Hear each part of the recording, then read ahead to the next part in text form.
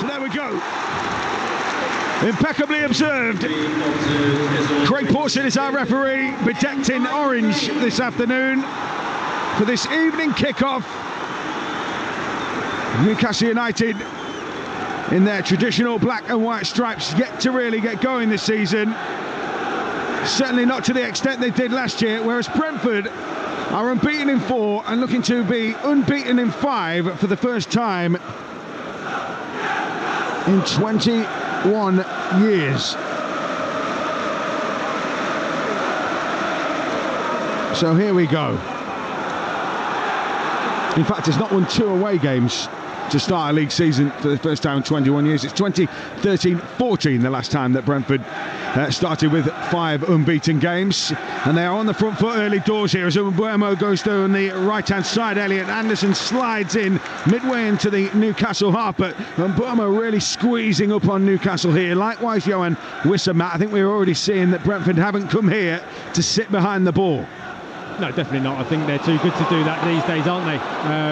You know, again, as I said before the game, if Brentford can start well and really put Newcastle under pressure, the crowd will turn, not turn, but the atmosphere won't be as intense as they would normally have it. So it's a Brentford throw midway inside their own half, left-hand side, looking to expose whatever weaknesses they can find in this Newcastle side. Nicely turned round a corner that time in midfield, but Newcastle have won it back, and now it will be Fabian Scherer finds Guimaraes, who's the anchor man, the pivot from which a lot of their play starts from Newcastle. Ball played into the channels, looking for Callum Wilson, but he's double teamed that time by Christian Norgard and Matthias Jensen, and they've got the ball back here, Brentford, but then they lose it again to Newcastle down this left-hand side. BBC Radio London Sport then, a thrilling afternoon in the Premier League Championship and across the EFL as well. Plenty of reaction to come at half-time, and it's raucous here on this cathedral on the hill as Botman up to halfway for Newcastle, slips the ball wide left to Byrne, back to Botman. Again, Brentford squeezing him, and that almost fell for Jensen that time, but then Johan Wissa is penalised for a shove on Dan Byrne, which looks soft for me. Dan Byrne's about 6'4", and he went tumbling like a toddler. And now we're seeing Newcastle's turn to take this ball forward. Gordon into the edge of the penalty area, and then Brentford win it back with Vitaly Janel. Under pressure goes all the way back to Rico Henry. And Brentford have a throw. Matt Lockwood, it's been harum-scarum so far. Yeah, it has. I think Brentford have started obviously with the back 5, and it's one of those where I think the 3 at the back are really going to have to talk to the midfield, because at the moment the 3 of them are just marking Wilson. Oh, Anderson's got away up to the edge of the penalty area here, slips it wide to this right side for Barnes, tries to curl in into the penalty area, headed away by Pinnock, only as far as Guimaraes. Johan Wissa really bundles him out of the way, fairly but fiercely, and here come Brentford now on the break. Wissa takes it out to this right side and then slips it into the path of Hickey, and Hickey rolls it down the line now for Jensen. Ball into the penalty area, almost into a Brentford shirt. Hickey wins it back. Jensen from this right hand side, looking to curl one in perhaps, knocks it into the box for Hickey. Hickey goes for the shot, well saved by Pope, turned away only as far as another Brentford shirt, and it's Collins on this right hand side. Will he look to cross? Hickey getting forward early doors for Brentford. That one is tossed into the penalty area and then hooked away by Botman. And again, more pressure from Brentford. They've won the ball back again, Matt. Yeah, no, great passage of play there. Jensen and Hickey down this right-hand side was fantastic. Great movement off the ball and getting in behind Dan Byrne. Oh, Jensen just couldn't bring that ball down as it was fired into the corner. Couldn't quite draw that one in, and it will be Newcastle ball throwing on this near side for them. Down this right-hand side. 0-0. We played just under 4 minutes, and it has been frantic fare already, Matt Lockwood. It has, but just going back to that chance though, obviously Jensen down this right-hand side is a great little disguised pass into Hickey. Hickey made a great little run into the box, and everyone thought Jensen was going to play the ball back to someone in midfield maybe, and he just dinked a little one round the corner. Oh, and Mbeumo chases that one through. Pope has to come out and head away from the edge of his penalty area. Finally, we'll get your point in a minute, Matt. Yeah, no, that's the thing. There's too much going on. Ball forward. Out comes Flecken, and he was a little bit nervy there perhaps. He skewed that one off his toe. He went out for a throw-in on this near side, but if that's the tone of the game, we're going to be shattered, aren't we? Well, this is it. Both goalkeepers are coming flying out of their box to clear the ball, so it's a lively start, that's for sure. Dan Burn then, BBC Radio London Sport, throws into Anderson, who keeps that, it's Barnes in fact, keeps the ball moving. Cher plays it a little further forward to Trippier, and then wide out to Gordon, looking for the 1-2 now with Anderson. Back to Trippier again, into the edge of the penalty area, Gordon. Newcastle not being allowed to turn and face by the squeeze here from Brentford. As Guimaraes finds Burn out to this left-hand side, midway in the Brentford half. Patient build-up from Newcastle, but Brentford are equally look comfortable, Matt, when they've got the tune at arm's length. Yeah, I think Brentford are so well organised, aren't they? Thomas Frank has them. Ball into the penalty area, that time from the right-hand side. Hickey helps it on its way out for a throw. Even there, though, I mean, that was a dangerous cross, but they didn't look panicked or ruffled. No, like I was just going to say, Thomas Frank gets his team so well organised. They all know their job inside out, and they don't panic. They're good players. They recruit very, very well. They're confident at this level now. It's not a surprise that they're doing so well, and they just look like a really solid, organised, hard-working team. Barnes and Burn try to work a 1-2 down this left-hand side. The ball goes out of play for a throw. Nathan Collins just strolls over. No hurry, no urgency at the moment. Brentford happy to just take a breather as the throw-in is taken down that right-hand side. Headed infield by Barnes. The ball will fall to Janelt, who will help it out to Rico Henry on that left-hand side. Looking to take on Trippier here. He's a little bit isolated at the moment. We'll be updating FM in just a moment as Norgard finds Janelt, and then back to Pinnock on the edge of his own penalty area. Newcastle's turn to squeeze up, and Brentford will be more than aware that what's good for the goose is good for the gander, Matt. Yeah, definitely. And I think we'll get Matt's point in just a moment. We're just going to update our listeners on FM.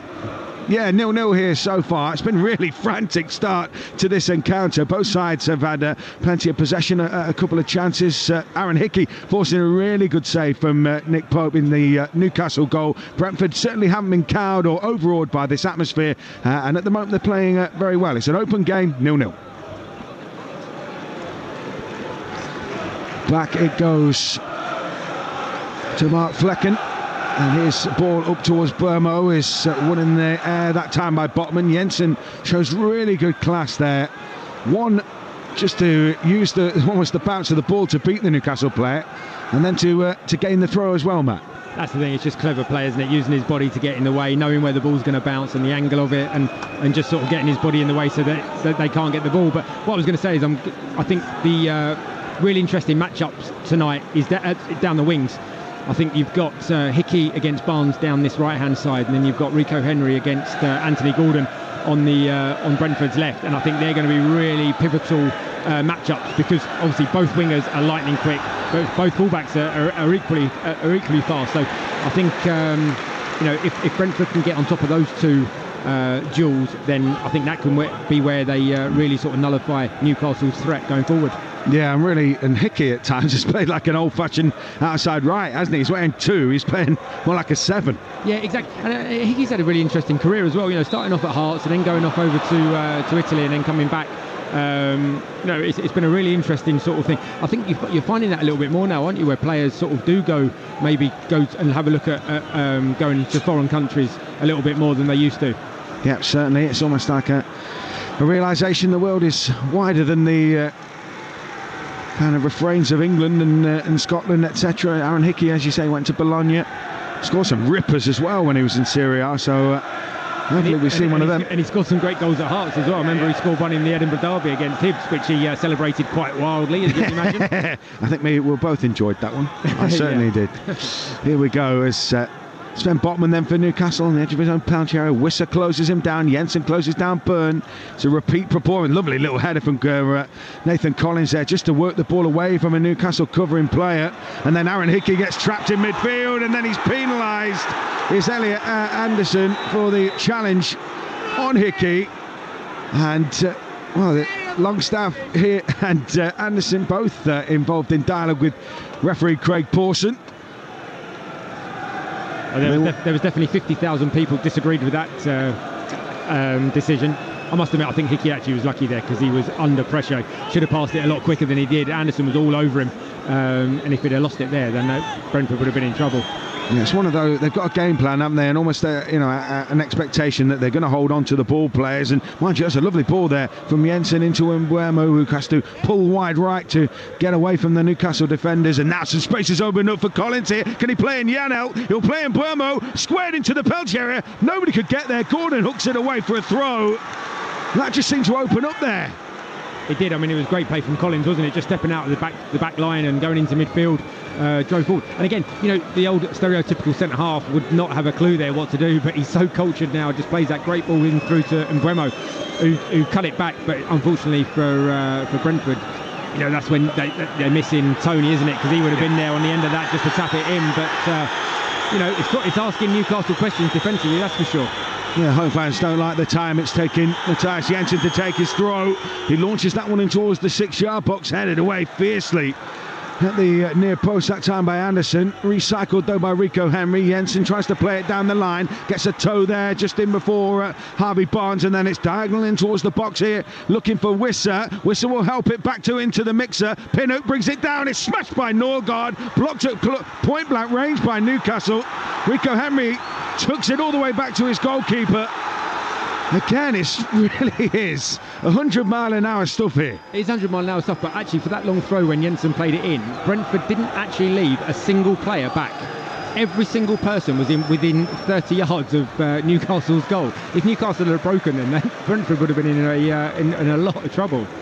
Yeah, they're certainly committed numbers, aren't they, at the moment here? 0-0, we've played just over 11 minutes as Norgard helps it out towards that left-hand side, and Mee knocks it down the line, and a little 1-2 looking between Henry and Wissa. Newcastle have it back. Oh, it's going to break here. Rico Henry squares it for Jensen, but Newcastle cut it out, and then Norgard makes a tackle in towards the penalty for Mbeumo. Right side of the box, trying to find a cross here. Can he dink one across? No, he can't. Was he blocked off by the Newcastle man? In the end, Craig Pawson points for the goal kick, and you have to say, it looked like a chance was going to open up there, Matt, but in the end Newcastle covered that well. Yeah, Dan Burn did well in the end. I mean, he's a big lad, and he's not the easiest to get past, is he? And Mbeumo didn't have that much room to go to the byline to dink it up. But just for me, Newcastle, when they're trying to play out from the back, Brentford are all over them. They are so positive. They're on the front foot. Even now from the goal kick, Nick Pope's got it. The two centre halves have dropped on the edge of the 6-yard box, as all Premier League teams do now, and you've got Brentford's sort of like most attacking 5 players are literally just waiting for him to pass it out so they can go and get it back. Yeah, it's almost like one of those attacking fields in cricket, isn't it, where they surround the bowler, silly point, and you can sort of see Brentford are actually saying, go on, play it, and we're going to come and close you down. It's brilliant to see the fact they're that positive. It doesn't matter home or away, they're going to be on that front foot and pressing, and that just shows that Thomas Frank teams are confident, and they're so well drilled. They all know exactly what they're going to do. Nathan Collins throws to Mbeumo, who does a little flick to try and pick out Hickey, but puts it straight into touch for a throw to the home side here. 0-0, BBC Radio London Sport. Dan Burn with the throw from this left-hand side. Anderson spins away looking for an option, and then he turned his back on it, and actually he would have got the ball if he was facing it, but Brentford have got it back now. Lovely turn from Wissa, but there again was Sean Longstaff just screening and picking up the loose pass, and then he exchanges touches with Trippier. Gordon on that right hand side looking to take on Henry, bursting in towards the penalty. He got his pass wrong, and Collins has got it back, and now Norgard can find Jensen, and then Jensen's pass is cut out by Burn. Help forward first time, looking for Mbeumo, beaten in the air by Burn. In some cases it's extremely skillful, in other cases it's a little bit like school football. It is a little bit. It's 100 mile an hour, that's for sure. It definitely hasn't settled into a sort of someone dictating the play and the pace of the game. It is end-to-end stuff. I'm not saying that it's like the ball's like a hot potato, but it's a good game to watch, that's for sure. Yeah, very open, very exciting at the moment. As you say, neither side really putting their foot on it. Norgard does well to win that ball in midfield, exchanges passes with Wissa, and then releases Wissa, approaching the edge of the pouch. He's picked out Hickey, chops back on his inside, then Norgard will feed it back out to Hickey on this right touchline. Will he get the ball in? No, he won't. He'll push it back infield towards Collins. Collins squares it to Mee. Brentford forced back though by the coverage from Newcastle. And then Ethan Pinnock goes for a first time ball, looking to pick out Hickey on this right-hand side. Down by the touchline. Ball squirts out after the challenge by Harvey Barnes. Hickey has won it back though. And he will try and hold this up in the corner. Two Newcastle players around him, and in the end, it's the home side who come away with the decision. Throw in. But again, positive play from Brentford again. You know, the ball comes back to Pinnock. A great, diagonal pass with his left foot out to Hickey. It's, the confidence in Brentford at the moment, it's really good to see. And you can see how they're unbeaten so far in the league this year. Yeah. Not many teams come here and ride out the atmosphere in the same way Brentford have so far. That's hooked forward by Newcastle. Ben Mee knows that Gordon's around him, and Gordon just gives him a little nudge there, and in the end it takes a second bite of the cherry to win it back for Brentford. And then the decision goes against Newcastle again in midfield, and it will be a free kick to Brentford. Yeah, but again, it's just it's really positive play from Brentford, and I think Newcastle, you can probably hear the fans now are getting a little bit agitated, and they're not happy, and that is the perfect start. We said about it before the game, didn't we? How if Brentford can start like that, then it's a great platform for them to build on. Trippier headed back to Pope. It almost ran for Rico Henry, who continued his run. Burn knocks it down the line up to Harvey Barnes, who turns, has Hickey suction tight to him there. Nothing he could really do as Botman goes all the way back to his goalkeeper. And then Pope has played that one out to Trippier. And again, that squeeze from Brentford, really not allowing Newcastle to settle on the ball. As it then goes up to Callum Wilson. He has it taken off him, but Longstaff will pick it up midway inside his own half and rolling out to Barnes on this left touchline. Burns made a run outside of him. Moving forward now into the Brentford half comes Barnes. Took a little pass inside to Anderson. Square to Longstaff. Happy just to spread the ball around. Tried to pull Brentford out of position here, but the Bees are locked in. Little pass between the lines, picks out Gordon. Nice touch between him and Wilson. Now played into the edge of the penalty area. Barnes will pick it back up here. Run about 25 yards out. Norgard there for company. Dan Burn looking to cross this one in. Plays it into the edge of the box for Anderson. He'll take it to the byline, will he here? Rolls across in. And it's turned out by Jensen. It's not quite gone for the corner. And in the end, Aaron Hickey standing his ground. Buemo there as well. And Buemo and Brentford almost clear their lines, but Newcastle have got it back here.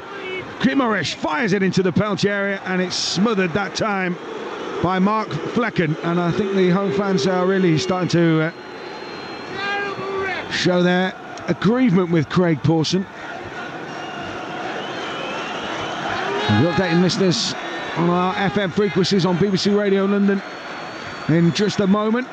But meanwhile, Brentford come forward down that left-hand side. Ben Mee powering up to halfway before just checking his run, and they slipped that pass into space. It was just a little overhit. Fabian Schär hooked it clear. Jan out picks it up just inside Newcastle territory. Norgard out to Hickey on this right-hand side, who's curbed his forward run slightly here. Now we'll be updating listeners on FM. Yeah, still 0-0 here. Brentford enjoying some really strong passages of play. It's a very open game though. Both sides have had a little look at each other's defensive attributes. No goals so far, but a really entertaining game. 0-0. And then Burmo shanks that one behind. And it is still goalless. But again, the chances are falling, and well, most importantly, Matt, they're being created. They are, yeah, and I think with Wisser and Buemo up top, where they're both so quick, with Schär and Botman, they're worried because as centre halves, the last thing you want to do is come up against real quick players that want to make those runs in behind, and that's exactly what those two want to do. And even there, and Buemo's got through. Okay, he shanked it behind the goal. It was the old left foot, right foot trick where you plant your left foot next to the ball and it just touches the ball to the side, and then you miss it with your kicking foot. But it's just so positive from Brentford. It really is. Nathan Collins heads that one out for a throw. Another ball forward that caused a little bit of decision making to be had.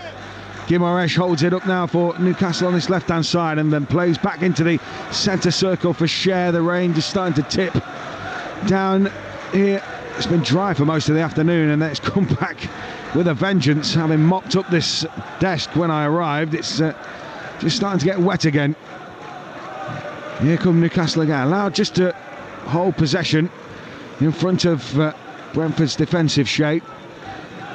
Barnes on this left side, looking to take on Hickey. Jensen's there as well, still being tracked by Hickey. It's almost like his personal minder at the moment. Although I don't think your minder normally clips your ankles as you're going about your business, Matt. No, I mean, Anderson actually made a poor run there. He sort of got in Harvey Barnes' way. When you're a winger like Harvey Barnes or Anthony Gordon, you want to get one-on-one with the fullback. But Anderson came across and made that run into the left-hand channel and brought the centre-half with him. I think it was Collins that came over. So there wasn't really much room for Barnes to actually work in, which helped Hickey out a lot. Ball banged into the Brentford penalty area. Hickey's got to try and clear it, puts his foot through it, sort of skewed it towards Botman. It'll be picked up here by Longstaff. Urged to shoot, but squares it instead to Kieran Trippier, who holds up possession. Just looking to keep hold of the ball for a concerted period here, as Brentford again sit into that shape. Jensen trying to hold up Byrne, and then Byrne has earned his side a free kick there, which earns a big cheer from the fans. But I mean, Matthias Jensen and Dan Byrne are a body mismatch. Yeah, I think that was an ironic cheer, wasn't it, from Craig Pawson, the fact he actually gave Newcastle a decision. But again, I think it was very soft anyway. But it's a dangerous one, because we know how much quality Kieran Trippier's got with these set pieces. Obviously, Newcastle are a big old team. The big boys have come up from the back. So Brentford really need to be on their mettle here. They're sort of it looks like they're sort of marking a bit of a zonal formation, so they haven't actually gone man for man. So someone needs to go and attack this for Brentford. Yeah, Trippier might swing this in. Gordon's poised on the edge of the box in case it's a setback. It's a low one that's bashed away first time by Vitaly Janelt, and the groans from the home supporters here tell you that that really wasn't what they were looking for from a player of Kieran Trippier's quality. You don't often see that, do you, from Trippier? He's normally excellent from that range, but that was, let's say, awful, I think would be a word to use. Yeah. Picked up by Longstaff on halfway into the Brentford half. Oh, he's tackled by Jensen. That was a little bit too easy. Bermo wins it back though for the Bees. Now Norgard to Janelt, and the run has been made by Jensen, who brings it down on his right instep and then curls one into the penalty area. Oh, it was easy there for Wissa. What is he doing? Flashes it wide. I think it was deemed to have come off a Newcastle player, and now it's a corner. It just looked to me, clearly from here we didn't see the perfect view of it, but it looked like Wissa had just shanked that, really. Well, I think he totally missed it. Obviously, when Jensen crossed the ball in, I think Dan Byrne got a touch, hence why it's gone for a corner, and it sort of flicked over, and I suppose maybe it just put a little bit of different a spin on it. But how Wissa missed that, I have absolutely no idea. It seemed easier to score than to miss. But the fact he completely missed it, he didn't even touch the ball. So Johan Wissa unable to add to his scoring tally for the season, but Brentford do have a corner. They've put everybody on the back post. It's like they got no one. No wonder Anthony Gordon's gone and stood over there. Well, exactly. That's what happened with the long throw a second ago. Like every single player from Brentford is in the Newcastle box, and even now, Gordon is one-on-one with Rico Henry. So if Newcastle attack here, break early, there's a counter-attack on. Yeah, it wouldn't take much, would it? Ball curled in, it's headed up and away by Byrne, only as far as Pinnock. His first touch is poor, and it goes behind for a corner. Well, if you're looking for somebody on the edge of the box to bring it down, I mean, Ethan Pinnock, stylish defender, but touch let him down there. Meanwhile, Newcastle come forward, roared on by their home support, as Barnes goes back to Byrne under pressure from Bermo. And it's not quite opening up for the home side in the way they'd like. Down the line to Gordon.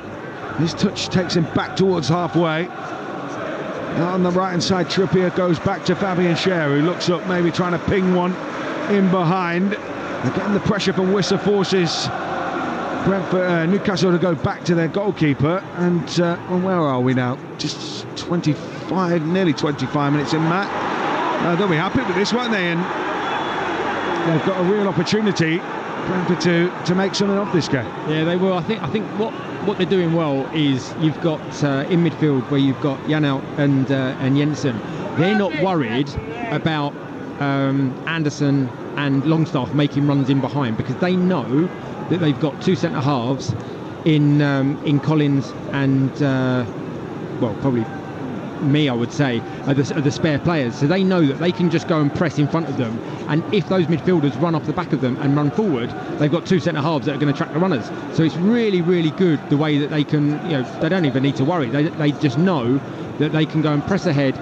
The two centre halves, the spare players are behind them, and they're going to mop up any forward runs, and it's really working well for them at the moment.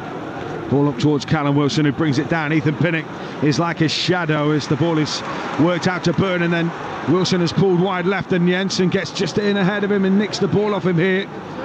Keeps it in play for Brentford, but they're having to go all the way back into the back four, or back five as it is this afternoon. Well won in the air by Byrne. Longstaff touches it back to Cher. Guimaraes picks it up on halfway and retains possession. They might just be starting to grab this game. I mean, clearly they're not dominating that, but the home side maybe just starting to get a feel for this game. Gordon takes his man on down the line. Rico Henry sticks to him like glue. Edge of the penalty area, right-hand side. Worked into the box now. Little back heel, back towards Gordon. Gordon trying to tee something up here. Finds Harvey Barnes, back to Byrne. And now Barnes on this left-hand side of the penalty area. Back infield it goes, and then back out to Barnes. Just trying to move Brentford midfielders around and defenders around, but they're sticking to their shape at the moment. Guimaraes is probing. Nothing quite opening up here as Trippier then goes back to Guimaraes, and I mean that in itself, Matt, was the art of kind of coverage. Yeah, no, it was, but again, even down that the left-hand side for Brentford there, that match-up between Gordon and Henry. I saw a stat last week that Anthony Gordon registered one of the quickest speeds in the Premier League for the last sort of like round of games. And obviously we all know how quick Henry is as well, so that's a great match-up down that side. Yeah, one to keep an eye on as Trippier knocks the ball into the edge of the penalty area for Longstaff. Forced across field out to that right-hand side. Now back to Guimaraes again, midway inside the Brentford half. Out to Byrne. Kept moving out to Barnes on this left side, approaching the edge of the penalty area now, looking to take Hickey on. Burmos back to cover two. Plenty of blue shirts around those in black and white as they come forward. Infield now to Guimaraes again. Squared out to Shah. Shah's going to have a pop here for distance. It skims off a Brentford boot, goes behind for a corner, and Brentford certainly cannot sit off Newcastle at any point. We're going to update. Well, here we go. Still 0-0, and Newcastle maybe just trying to feel their way into this game. A shot we've just had from Fabian Cher ricochets behind for the corner. Brentford still look comfortable, still very much a big part of this game, but Newcastle maybe just starting to get the upper hand. 0-0. Corner from the right-hand side, bent in to the middle. Oh, it's a free header, and it's headed in! Oh, it's headed away! Somehow that didn't go in. And it's another corner. Is it here? What's the call from Craig Pawson? Yeah, somehow that was headed out from practically under the crossbar, Matt. Yeah, I think it was, I can't actually see who it was. I think it was maybe Cher at the back post. I couldn't quite see, but yeah, it was a great save from Flecken in the end. He just got his body in the way, and they cleared it. Ball again into the back post. Oh, this time it's blocked at point blank range by Collins. Wisser and Collins work together to hook it clear, and that's a foot race between Burmo and Longstaff, who just does enough to kind of shepherd that one away along with Nick Pope. So it'll be a Newcastle throw out on that right hand side, but boy, we were close to an opening goal, and Brentford might just have sensed that was a really crucial moment, because at the moment keeping Newcastle level, they're taking the sting out of things. They were, but it's just one moment of someone switching off, not tracking a runner, because it wasn't even the first ball in, it was the flick, and then everyone sort of watches the ball, and then it might have been Guimaraes going around the back post or Cher, but yeah, it was a great save from Flecken and kept Brentford in it. Ball forward, Ben Mee Deals with it at the back for Brentford, into midfield now with Norgard, square into Collins, first time ball lifted forward, looking to get Wissa in behind it. Oh, the flag goes up as soon as he connected with that ball. But he's going to sit on the shoulder, isn't he, essentially, of Scherer and Botman all afternoon, and just hope that law of averages, they get one right. And so he should, because he's quicker than the pair of them. So him and Mbeumo, as a forward, when you know you're faster than the two guys you're up against, all you want is the ball in behind. So it's a race, and you can get chances. Interestingly, the assistant referee there putting his flag up early. Normally they let the play go, don't they, and then bring it back after they've had a shot. Yeah, certainly wasn't messing about that time. Ethan Pinnock has tracked that one, read it well as the ball was played in behind by Newcastle outside of the boot. Flecken takes his time to get that clear. He's pumped it right down the throat of Byrne, and then Byrne did, Anderson who did really well to get away from the trailing leg of Norgard. Played it behind for Barnes, helped away to the back post. Gordon can't quite get there. Newcastle still haven't got the ball clear. Pinnock heads it out, only as far as Botman. Urged to shoot here. Newcastle cranking up things at the moment as Guimaraes finds Gordon on that right-hand side. It was a big palm from Flecken that took that one away, and now Wissa gets a chance to break here for Brentford, and now Burmo's on his toes. Oh, why didn't he play it? He's overrun that. That's Brian Burmo. Wissa still got possession. Oh, and then he tried to find Henry, and now it's Newcastle's turn as Alan Wilson's played in behind. Pinnock, it's one-on-one. Wilson's been forced wide. Edge of the penalty area, right-hand side. Pinnock still trying to stand him up. Gordon's there for support. So is Longstaff. Out it goes to Trippier. Apex of the penalty area, right-hand side. Plays it down the line. Ball clipped into the middle. Headed over by Wilson. Newcastle just starting to turn the screw a bit. Brentford, for the first time, maybe looked a little bit unsure at the back there, Matt. Yeah, I think, I mean, in the last probably 2 minutes, there's so much happened, isn't there? You didn't go back to it, but the chance where we had a second ago when Flecken sort of palmed it out from the cross, it was just Hickey sort of switched off and let Harvey Barnes run in behind him. That was obviously the first mistake, but like you say, Newcastle are sort of getting back into this game now. But just going back to the Wissa run, if he'd have just played Mbeumo in, he was in his own half when Wissa had the ball, so he was no chance of being offside. He just needed to get that in behind the back line of Newcastle, and Mbeumo would have been one-on-one with Nick Pope. When everyone can see it in the stadium, can't they? Play it, and he just held on to it and just had that one touch too many, and then Mbeumo went offside. Yeah, and then the chance is gone, and he got smothered in the end, didn't he? And stoppage in play. Newcastle have a man down. It's Fabian Schär, who's both sets of players heading for water, because there's been plenty of open play, it's been plenty of end-to-end. It's been a sapping game so far, entertaining to watch. 32 and a bit minutes gone here at St James's Park. BBC Radio London Sport. Yeah, how would you assess where we are? We're on about 13 minutes to the break, Matt. I think Thomas Frank will be pleased with the way Brentford have started and played this game. Newcastle are going to have periods of this game where they're on top and they're going to create chances.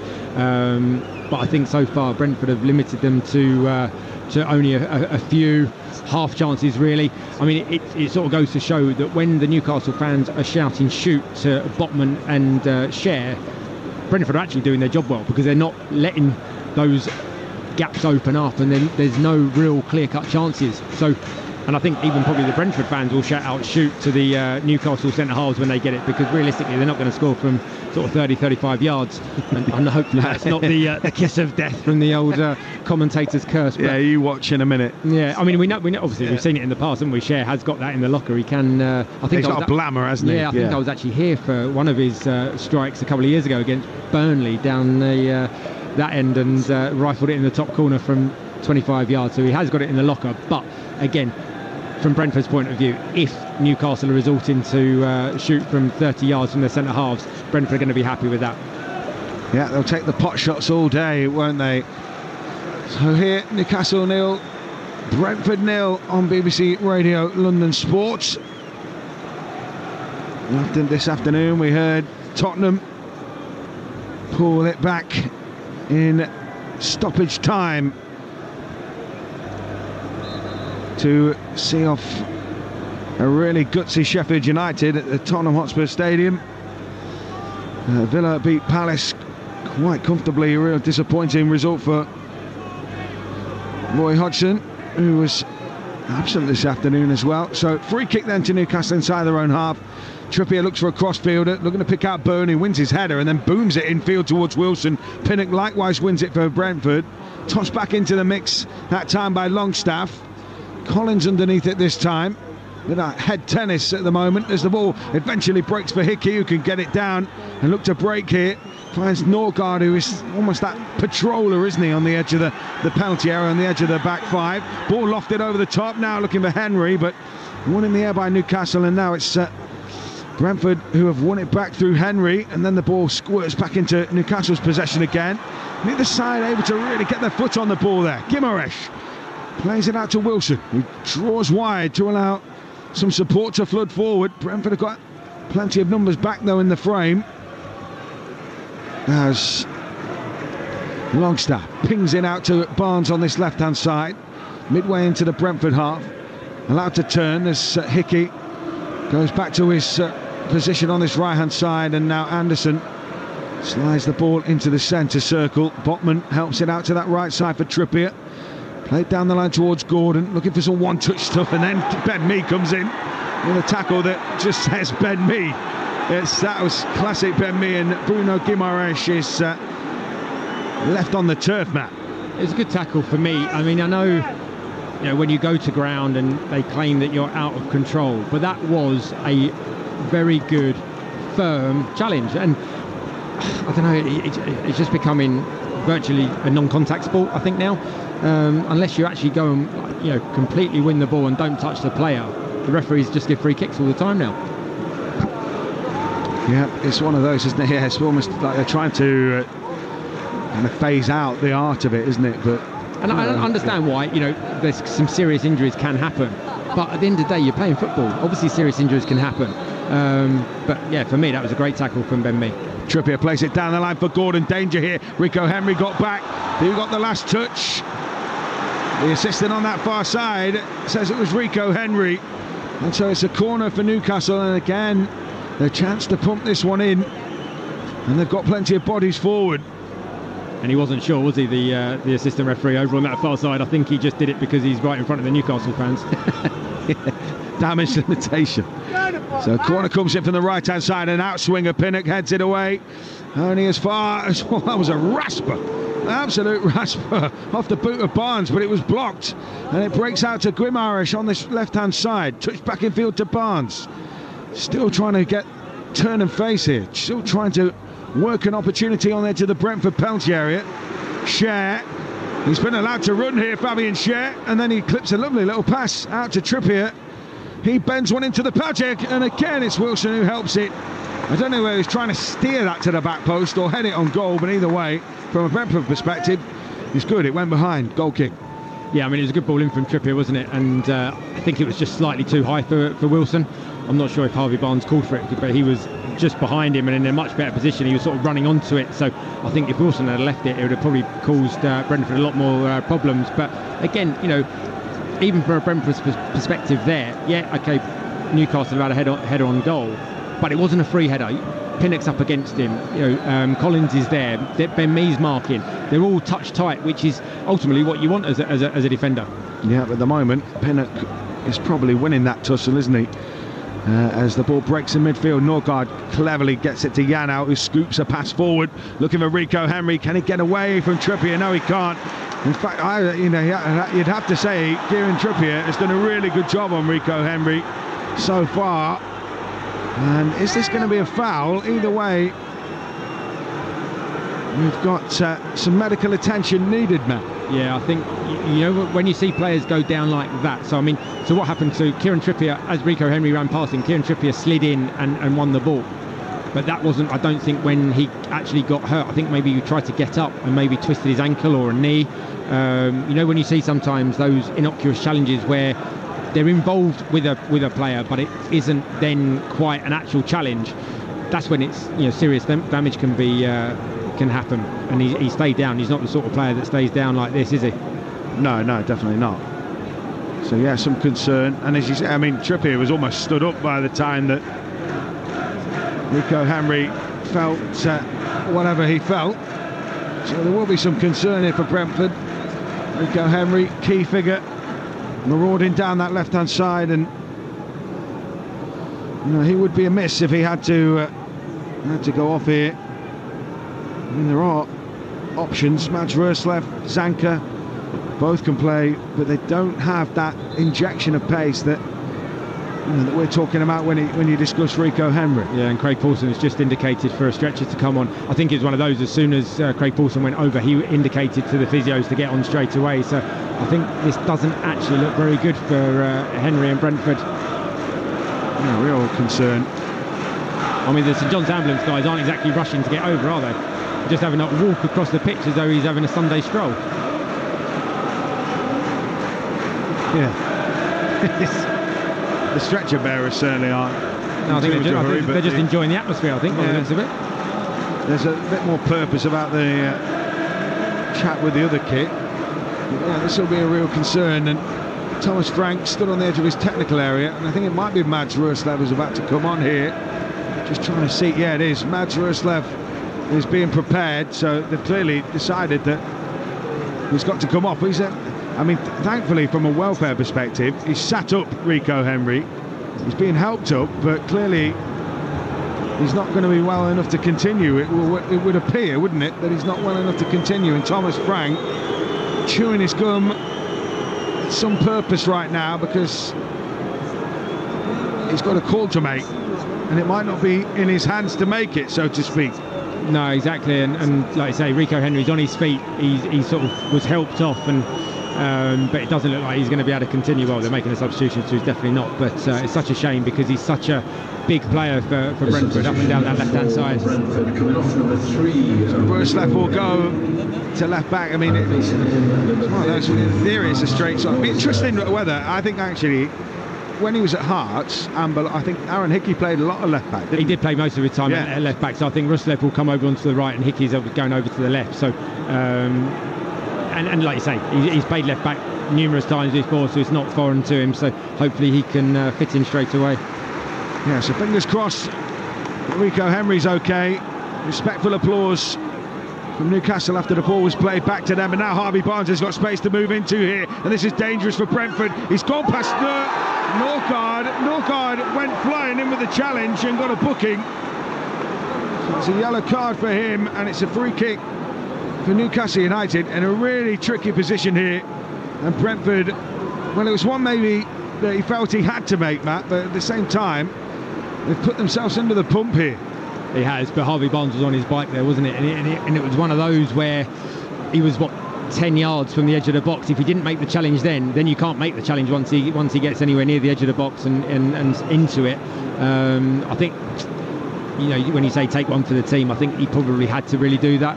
And it was a yellow card all day long, so they need to switch on here. I mean, they started off with quite a high line, which is good, so then at least it gives Flecken the chance to come and command that 6-yard box when this gets whipped in by Trippier. Yeah, Trippier's there. Gordon has just peeled away to his left. There's nobody really covering him. Roerslev has almost got half an eye on being in the wall and half an eye on Gordon. It is curled into the penalty area. Looked to help it on, did Wilson. It goes back to Trippier. First time volley from him. One of those you might try at the end of a training session, but maybe not with about 2 minutes to go to half time. Yeah, Rico Henry's just walking around just in front of us now, just going down the tunnel. And it doesn't actually look like he was walking too badly. You know, when you sort of initially you think ACL and all that sort of stuff. He was walking. Don't get me wrong, he is limping. Unaided, wasn't he? Yeah. But he seemed okay-ish, which hopefully is good news. Yeah, maybe precaution rather than anything else, but I mean, he was down, and I think Flecken's decided that they're better off almost playing the percentages here against the Newcastle team that are squeezing right up. So it's been pumped long, looking for Burmo, lovely flick header, and now it's a case of Hickey trying to get in behind on Trippier, but he shepherds that one out for a throw. And at the moment, well, honours even. A fair scoreline at the moment, Matt? I think so, yeah. I think it's been a good open game. Oh, Wilson's rolled Pinnock. But thankfully for Pinnock, Collins was back. Flecken takes that one on his chest. Gordon's come to close him down. It's hoisted forward. Burma will try and turn a clearance into a good ball. He's unable to do so.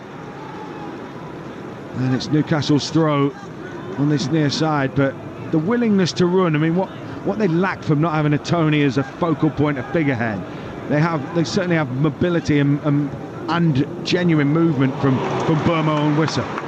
Yeah, they have, and it works well for them, and they're playing to their strengths. You know, if Tony was up there, they would play differently. They'd play into him and use his physical attributes, but they can't do that with Wissa and Bromo, so they just play it in behind, and it's working well.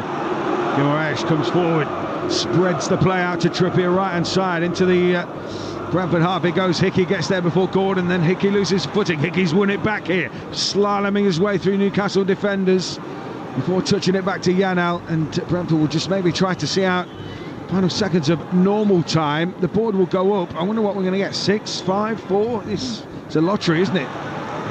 5. There's somewhere in the middle.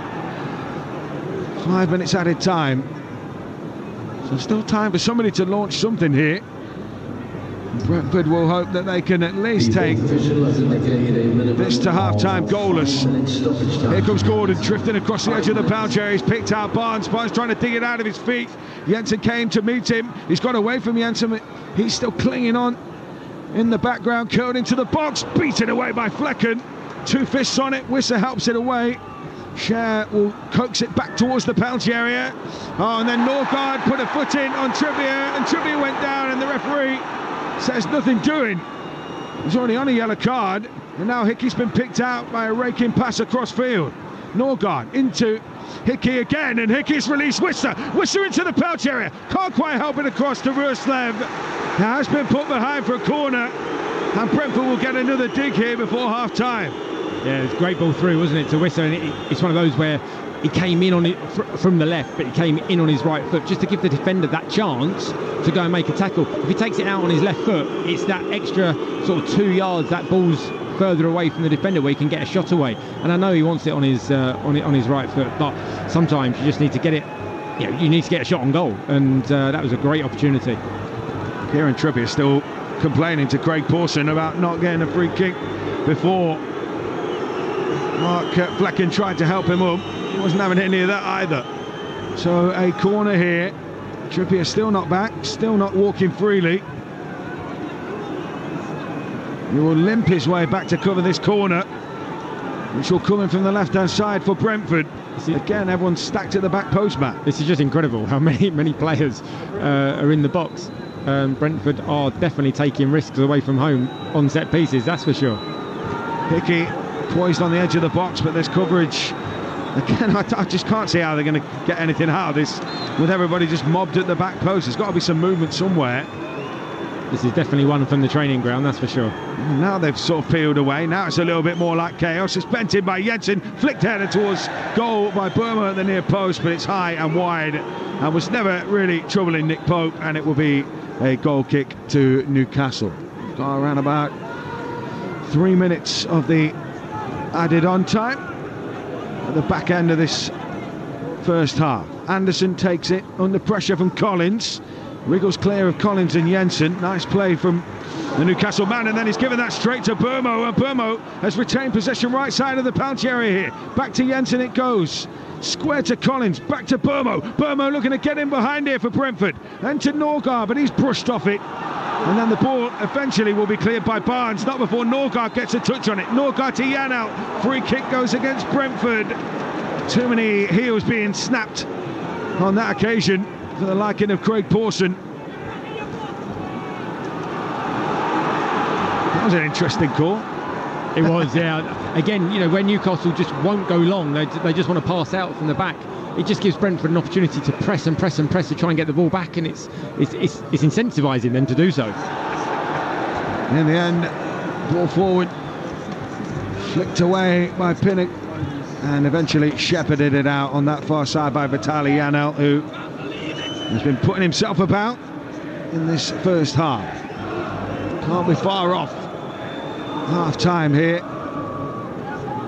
As both his assistants are exchanging words. You've got Jason Tyndall on one side and Brentford staff in between that. An order trying to be retained by Tony Harrington. So it's booted by Flecken out towards that left-hand side. One in the air again by Wisser, but it was almost skewed off his head, not cleanly. Wilson brings it down, and this is danger here for Brentford. Lovely ball in behind, looking for Barnes. In the end, Ruslev just stood his ground, and then Collins has it, or should I say, Mee has it taken off his toe. It's Callum Wilson inside the penalty area for Newcastle, goes to hit the near post, beaten away by Flecken, and Gordon will watch that one out for a throw. Yeah, Collins did well there, blocking Barnes' run off the ball. It was like a little bit like the NFL where you block the runner. Into the penalty area they go. As Grimarish hit the deck. Referee Craig Pawson having none of it there from a perspective of a penalty. As Longstaff finds Grimarish under pressure. Still the clock ticks on. Still no half-time whistle with just over the 5 allotted here. As from the back, Sven Botman goes out to Kieran Trippier, and some of the Newcastle fans want this to go forward. They want to take advantage of this first half time. Hickey beaten in the air that time, but helped out by Ben Mee.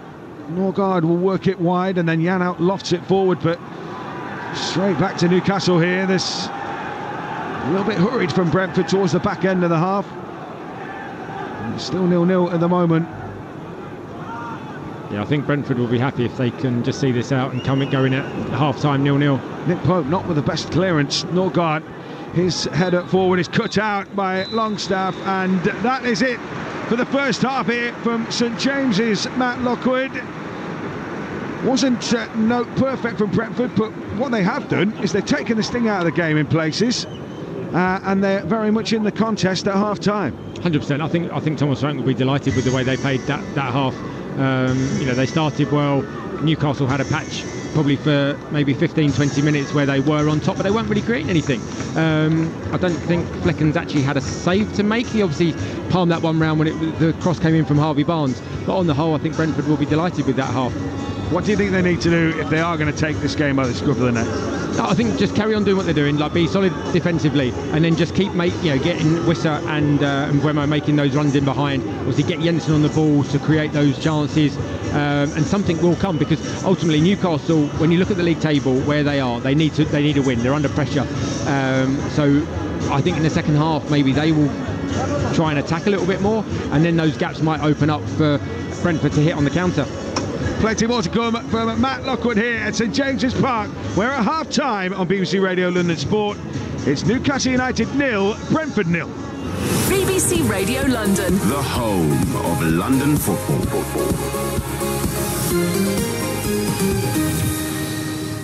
It's Saturday Sport. It's the final commentary game of the day. We're still at Loftus Road. The ground staff are still here, Luke, so we are going to get out somewhere. I don't know where. We'll work it out how we get out of the ground. Let's quickly go back to St James's Park, where it's 0-0. Newcastle against Brentford. The two Matts, Lockwood and Newsom. At Lockwood, just a word on Rico Henry. I mean, as you say, he walked off under his own steam. He did go down holding his left knee. He has suffered an ACL in the past, which kept him out of football for, with recovery, a year and a half. He's such an important part of what Brentford do. They will just keep their fingers crossed it's not as serious as it first looked when he went down clutching his leg. This is it. Whenever you see a player go down in that manner, because like I said, in commentary there, it wasn't a tackle. They had the tackle, then he got up, and then you could see something twisted or something went. So you always hate seeing a player go down in that manner, because ultimately, like you said there, that could be a year out of his career, and it's a huge loss for the player. But obviously, it's a huge loss for Brentford, because Rico Henry this season has been fantastic going forward and defensively. I mean, he's been a great match up against Anthony Gordon today. So he's a huge part of the way Brentford are playing. Yeah, well, I mean, for me, he should have been in England squads already. So, I mean, the fact that he hasn't, I find quite puzzling. As far as Brentford are concerned, you were just saying to the other Matt there that Thomas Frank will be pretty satisfied with what he's seen in the first half. Yeah, definitely. I think the game plan has worked really well. They haven't really been opened up at all by Newcastle. There's been a few times where they've got sort of crosses in, and Flecken's sort of done enough to clear the danger. But there's, he hasn't had any saves. One save to make, wasn't it, from the corner where the header came in, from Guimaraes at the back post. But apart from that, Brentford have been really solid. The back three have sort of tracked all runners and mopped up any sort of space that there was for Newcastle to attack in. And then going forward, I think Wissa and Mbeumo are going to cause them problems with their pace. Yeah. They're quicker than Botman and Cher at the back. So I think that if they carry on being patient and just waiting for those opportunities to maybe turn Newcastle and get the ball in behind them, there's definitely chances will be coming, I think, in the second half. Yeah, it's about taking them. Be interesting to see what they do. We'll keep our fingers crossed. Chaps, get a half-time cup of tea or something if you can, and get ready for the second half of that one there this afternoon, or early evening, should we say. Brentford, Wales leading Portugal by 21 points to 9 in the World Cup at the moment. 3 tries for Wales, need another one for a bonus point victory. Portugal have crossed the whitewash, so they've had a penalty, I think, I think it's 21-8, I think, is unconverted, the try. So we'll see how that goes. More rugby, Ireland against Tonga later, lots of rugby tomorrow, lots of football tomorrow. Today, of course, we've had plenty of excitement and action for you. If you missed some of the reaction because you were listening to Brentford, let's bring you some of that now then, shall we? Starting with, well, the man who scored the winning goal for Tottenham Hotspur. Richarlison got the equaliser after all that talk, only his second Premier League goal. That talk about him needing to seek some help with his confidence and with his goal scoring. Then he set up the winner for Dejan Kulusevski, who spoke to Nick Godwin after the game. When Richarlison scored, did you all know that there's every chance you can go and get the winner here? Yeah, of course. It's a good feeling when you score. Football is all about mentally, and when you see the first one go in, you just wait for the second one, and I didn't think when it happened, it just happened, People will talk about your goal for quite some time. What do you remember of it? As soon as Richarlison played you in, did you think, I'm just going to try and get a shot away? No, I just wait. I was very calm. Football it's all about, it's just in one motion. I just put the ball to my right and, hope that to put the ball under his between his legs. And when I saw the ball go in, honestly, it was the best feeling I had ever in my life. It was that good? Yeah, no, the first second is on, you cannot describe it, it felt like a bomb, from the fans. So that's why I live, that's why I play, just for that moment. Your manager must be the calmest person ever, because all game, even when it was kind of really tense and really difficult, he was a solid player. What's it like having that manager? Isn't too up, isn't too down, always so consistent? But that's what you got to do. You got to stay calm always. When you win, when you lose, just stay calm always. And he's a fantastic example, and we can learn a lot from him, not just from football, but in life in general. And I think you have scored the latest ever Premier League goal, apparently. It's just come up on my phone. I'm not sure if it's true or not. I've just seen it flash up. But that is the latest time anyone's ever scored a Premier League goal. So congratulations. Yeah, that's really crazy. Thank you very much. I like that. I'll come out. Yes, well, it could be the latest winner in the Premier League. We've had some debate about exactly what it is, but it's still very, very late on. Is the goal that's scored by Kulusevski almost 100 minutes in. Let's hear from the West Ham United perspective today. They were beaten by Manchester City, took the lead in the first half thanks to a header from James Ward-Prowse, brilliant delivery from Soufal, but City do and did what they do so often, including a goal from Haaland, so you fancy your head to be happy with that as a consequence as well. David Moyes gave his reaction after the 3-1 home defeat to the champions. Well, that was a terrific football match. I don't think you could fault your team for application or effort. They put an enormous amount to that game. I agree. We've done so many good things in the game against the champions of whatever it's going to be. Good chance they're going to be the champions of the world shortly as well. But overall, they played very well. We done a really good job up until some moments.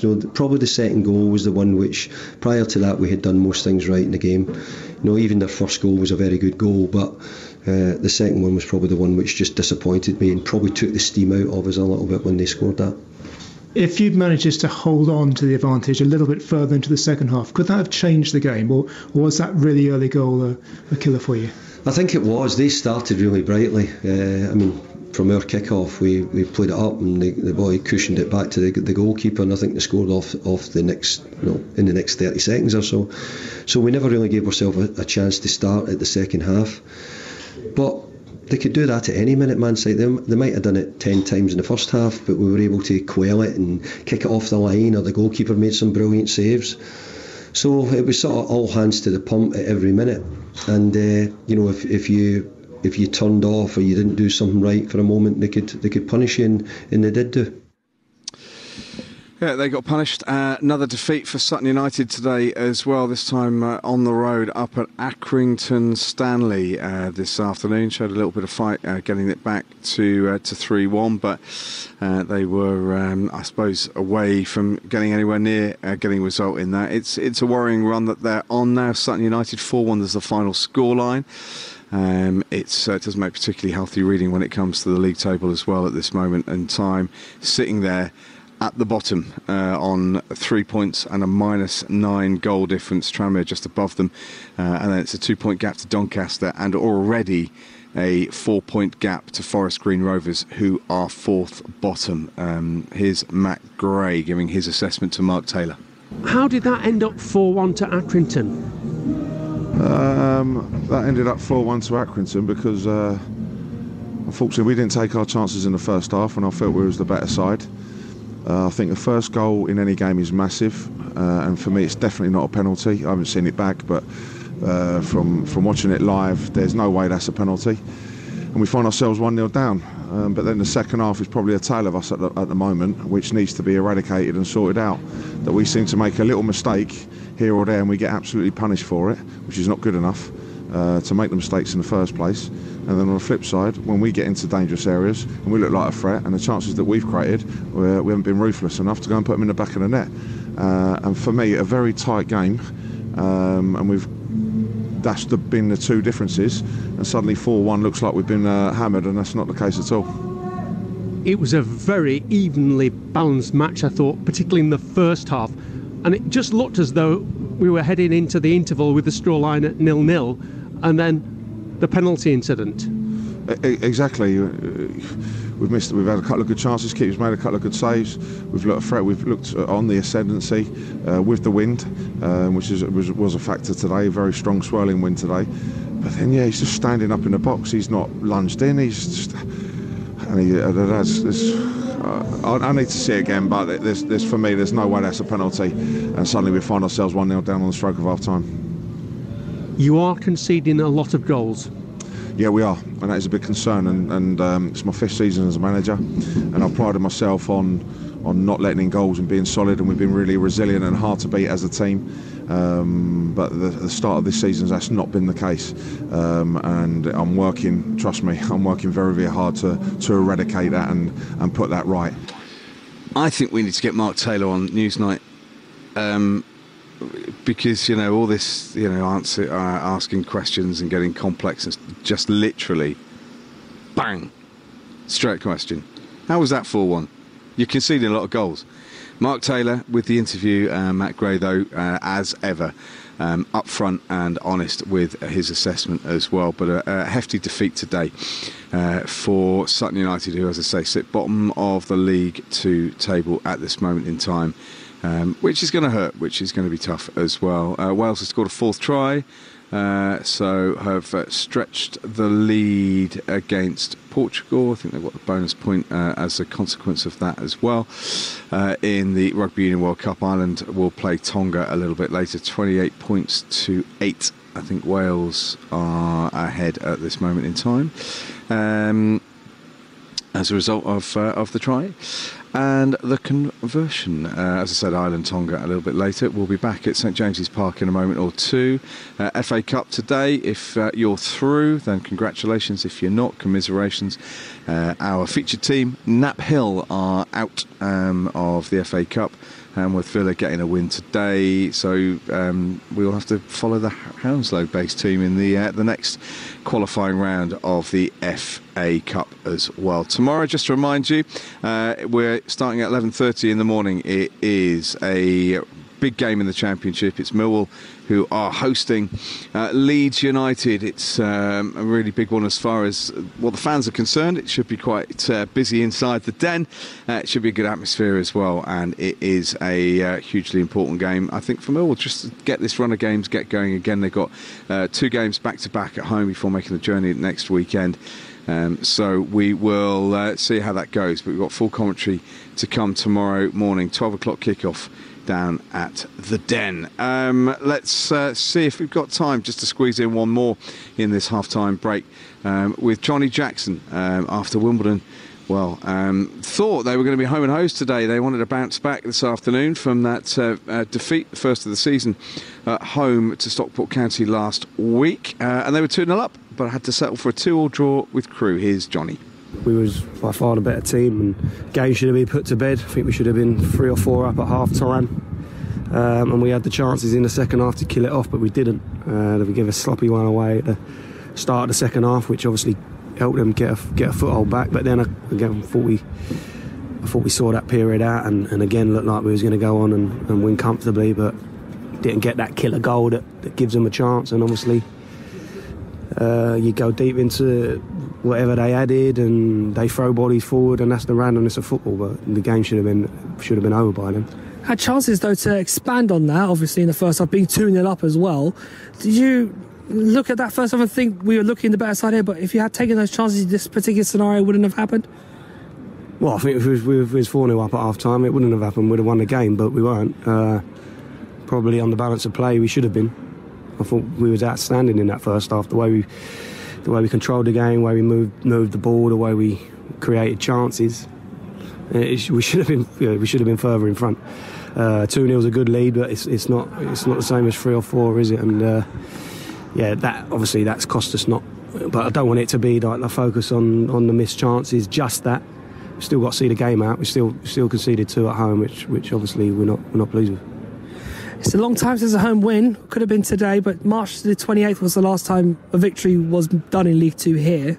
How can you try and encourage that to help your team get back up the league table, especially with it being something different starts of the season now? I'll just focus on my team, and wherever we play, we beat Coventry here, so like there's no hoodoo about playing here. And we was I don't know how long they play, say 100 minutes. I think for 90 minutes we was outstanding today. Yes. For 90 minutes, so there's no problem, there's no issue with playing here. I think 5 minutes, the first 5 minutes of the second half and the last 5 minutes of the second half have cost us. BBC Radio London, the home of London football. Full debrief on Monday with Aaron Paul from 6 o'clock on BBC Radio London. Let's go back to St James's Park. The players are coming out. Brentford emerging from the tunnel. The second half are about to get off and underway. It's Newcastle United 0, Brentford 0. It's the 2 Matts on commentary duty this afternoon. Or should we say this evening? It's Matt Lockwood alongside Matt Newson. Cheers, Bill. We're here.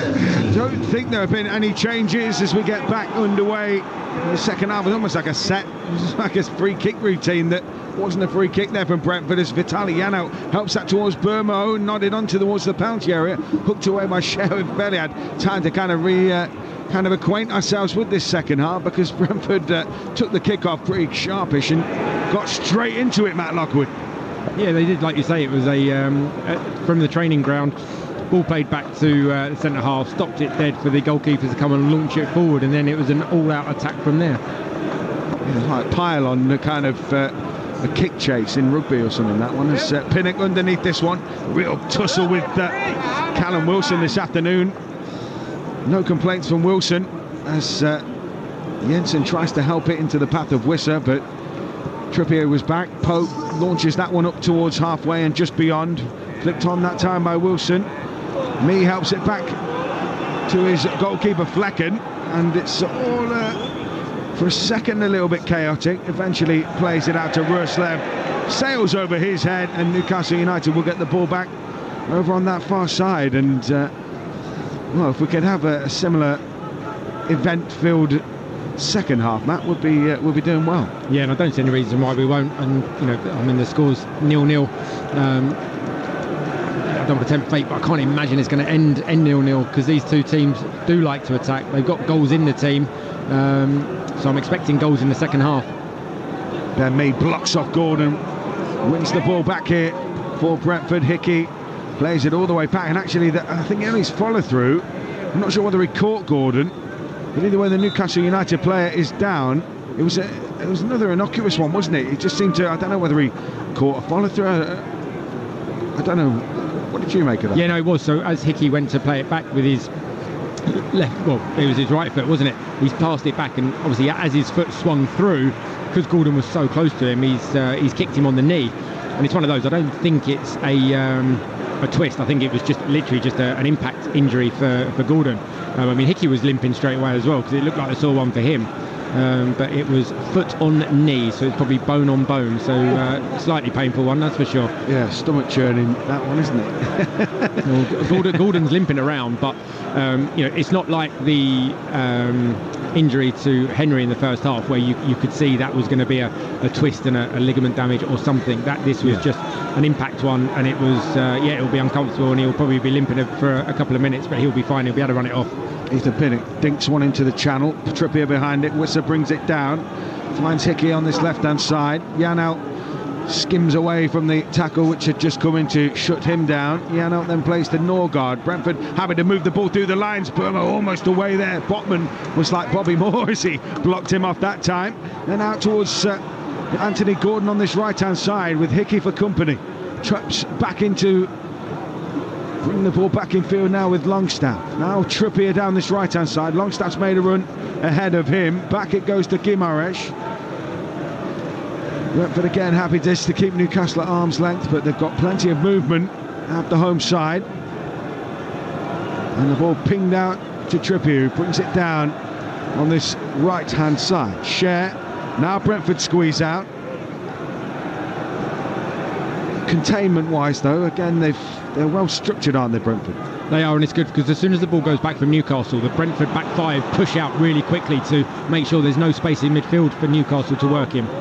Byrne has it taken off his toe by Jensen. Byrne will take the throw midway inside the Brentford half.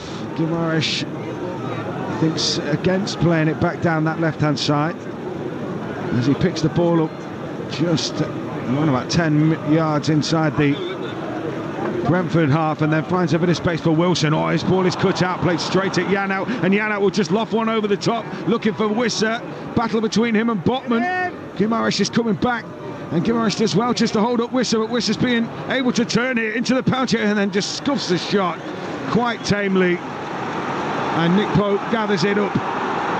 But again, if they can get Wissa turning face, he's a threat, isn't he? Surely he's a threat. Yeah, of course he is, and you can see as soon as they won the ball back there, that was what they wanted to do, play it in behind. I mean, to be fair, Guimaraes did really well to go track back, but even that, you could see that Guimaraes could sense the danger, knowing that Wissa had the legs on Botman to beat him.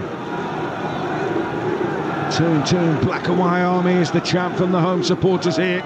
Norgard brings it forward almost up to halfway for Brentford. Now Jensen goes back into his back three. Plenty of onus on Roerslev and Hickey to provide the extra width here. Norgard, little back heel into the path of Roerslev, toes it beyond his man, plays it into space for Wissa, down that right-hand side. He's got support in field from Norgard if he can find him. Cross ricochets back to him after it was blocked, turned in towards the back post, scooped onto the roof of the net. It will be a goal kick to Newcastle. And Thomas Frank's applauding him there for making the run. It's just when he gets in that position, he needs a little bit more quality. The first cross gets blocked by Byrne. Again, as we said in the first half, he's a big old unit to get past. But when it comes back to him, he needs a little bit more quality just to pick out a runner. Because if he does, Brentford have got all sorts of opportunities to score there.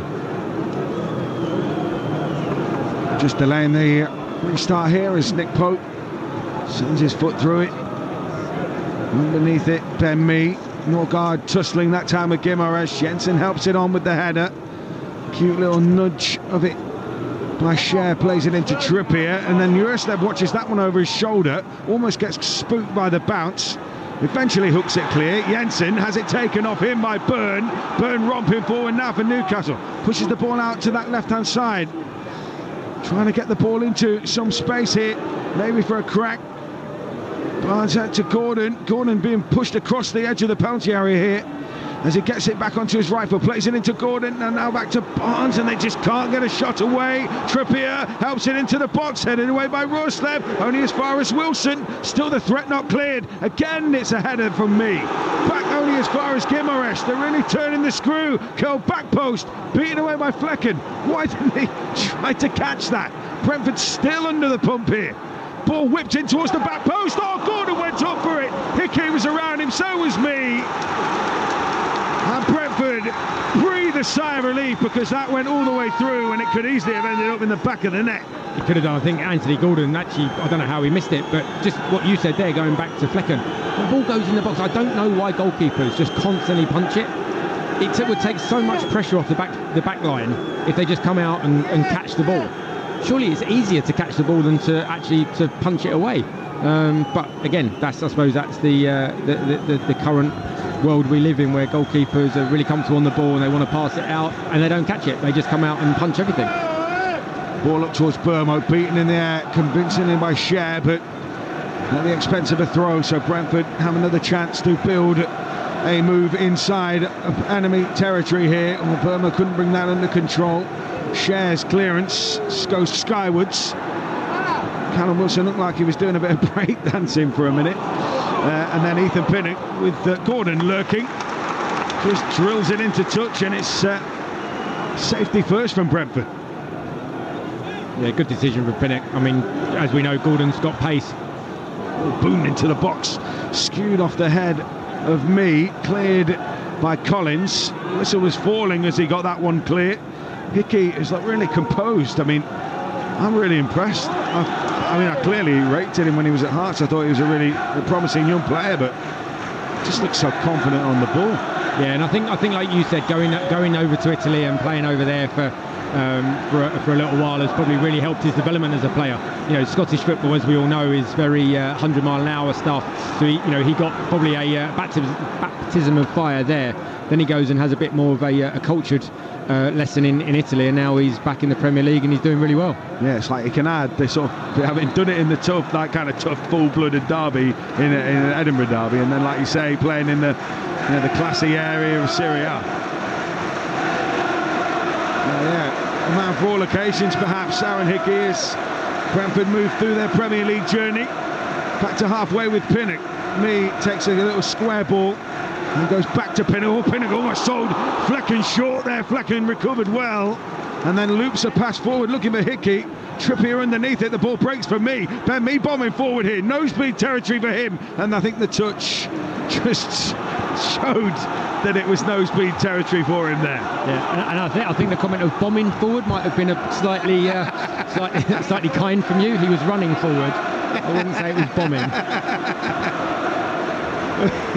He had purpose, but just what purpose? I guess that's the problem. Ethan Pinnock. Oh, and then a tussle between Hickey and Gordon. And the home fans here really not enjoying that particular combination. Hickey did well there. He's going to get the fullback union from me because Gordon was in front of him and he was on his bike, so Hickey was like, right, I'm just going to grab him so he can't run him behind. Good decision from the fullback there.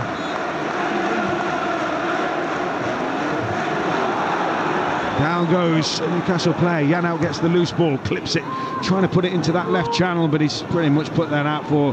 That was a bit like returning a throw-in after an injury from Vitaly Janelt. Yeah, there was not a lot of guile to that one, was it? That was just a full-blooded launch into the channel. So, time ticking down. 10 minutes of the second half gone, still 0-0 in this Premier League encounter here in the northeast of England. Pope boots it downfield, looking for Byrne. Roslev, they just hooked him a little there with the shoulder, just put him off balance. Now there's a bit of a battle in midfield. Roslev gets a big foot in. Whistler sent tumbling by Cher. It was ball and all. That was perfectly legal. Gordon, lovely little touch around the corner to Guimaraes. Brentford need to be wary here. He's striding towards the edge of the pouch area. Slips it wide left towards Barnes. Looking to take Jensen on. He's gone past Jensen into the pouch area. Touches it back to Guimaraes. Spreads it out to the right side for Trippier. Real threat here from Newcastle. Pings off the head of Pinnock. Goes vertically up. Nobody's got control of it. And it's turned in to the back of the Brentford net. Dan Burn is apoplectic because Craig Pawson has chalked that one off. Chaos at the back there, Matt Lockwood. Yeah, again, it was one of those, obviously they'll probably check it on VAR, won't they? But as the ball's gone up in the air, Flecken sort of tried to come out for it, and he must have been impeded because he literally he actually didn't even jump off the floor. He couldn't get off the ground. Obviously he was trying to punch the ball, and whether someone was held his hand or his arm, the screen in front of me, I've got no signal, so I can't even update you on that. But yeah, obviously what Craig Pawson saw was the fact that Flecken was impeded and no goal, which you can sort of understand. Well, what it has done is it's got the home fans right up. I mean, whether it's a perceived sense of injustice. So Callum Wilson deemed to have backed into Mark Flecken, as you quite eagle-eyed spotted there, Matt. Well, yeah, just seeing the replay there on the screen, that is, I think Brentford were lucky there because it was very, very harsh on Callum Wilson. Yeah, he backed into him, but you just can't touch goalkeepers now, can you? As soon as you touch him, it's a free kick. Yeah, absolutely. So booted upfield from Flecken. So Brentford got away with one there, that's for sure. Norgard helps it forward, held on by Jan out, and then lifted up in towards Johan Wisser. Flag stays down, ball into the penalty area, turned away by Byrne. Norgard's won it back here. Norgard sprays one out towards Jensen. Jensen brings it under control, right side of the box, curls one into the box, it's helped in at the back post, oh, it's spooned above Cher, and Pope was able to gather. Not quite the connection that Brentford were looking for, and then Aaron Hickey, I think he's just earned himself a booking. He did, yeah. Nick Pope was just about to throw one out quickly to Gordon on this left-hand side for Brentford, and Hickey's jumped in front of Pope with his arms up in the air and blocked it. So he did well a minute ago blocking Gordon to get him behind, and he probably should have got booked for that one. So he's in the book now. So he's on he's got to watch himself. Yeah, I mean given that he's going to have an interesting afternoon up against Gordon, he's just got to almost check himself now, hasn't he? He has. I mean, it's a tricky one, isn't it? I mean, again, he stopped the counter-attack, but now he's just going to walk a tightrope for the rest of the game. Callum Wilson picks it up midway inside the Brentford half. Newcastle maybe just starting to threaten now. It seems as though the dam is certainly creaking from a Brentford perspective. Guimaraes again sweeps it out to this right side for Trippier. Down the line, Gordon's made a run. Instead of playing into Longstaff on the edge of the box, Gordon goes tumbling. Now Guimaraes picks out Gordon, right side, down by the byline. Back to Trippier, first time ball in, headed away by Pinnock. Underneath it, Hickey and Trippier. And it was Trippier who got there first. Longstaff keeps it alive, and Botman will find Guimaraes. It feels like something is brewing here. And Brentford need to stay sharp. They've won the ball back here through Wisser, and it's a push and go from him. Real race between him and Gordon. Wisser's held up the ball under pressure from Cher. And in the end, really good, you have to say, great cover from Newcastle, because they all argue the threat not over yet. Burmo is played in by Wisser, and it was always just a little bit too far ahead of him. And now Newcastle could go forward. Matt, I'm sorry I haven't included you there. It's just been ridiculous end to end. It is. There's no time to explain what's going on, and is it even now? Yeah, Harvey Barnes picked out. Barnes on the edge of the box. Collins got a toe in and just pushes him away from the edge of the pouch area. But still the threat comes. We'll get Matt Lockwood's thoughts in just a minute. Curls one in from the back post. It'll go all the way through. Hickey can help it back to his keeper. And then Hickey, it goes down to Anthony Gordon as Flecken tried to shepherd it behind. And Gordon stayed down.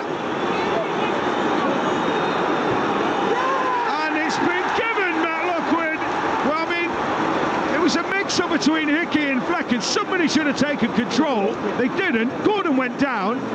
Why give them the opportunity? I mean, it was poor from Hickey. As the ball came in, he just needs to clear his lines. You know, all he needs to do is turn his shoulders and just hook it down the line. But again, he's just trying to be too clever and play it back to. I mean, I've just seen the replay there. I mean, Flecken didn't actually go for the ball. He sort of come across, knew that he wasn't going to get it until he pulled out. And for me, Gordon's just chucked himself over the leg. So obviously they're going to be checking it on VAR to see if that was a clear and obvious error. I'm not sure that it will get overturned, but for me, this is a harsh one. Will it count? Will it not? Will it be given?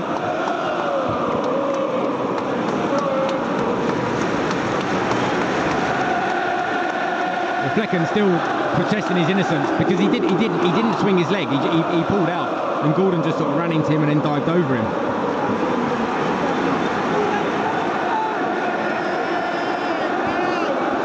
So we wait.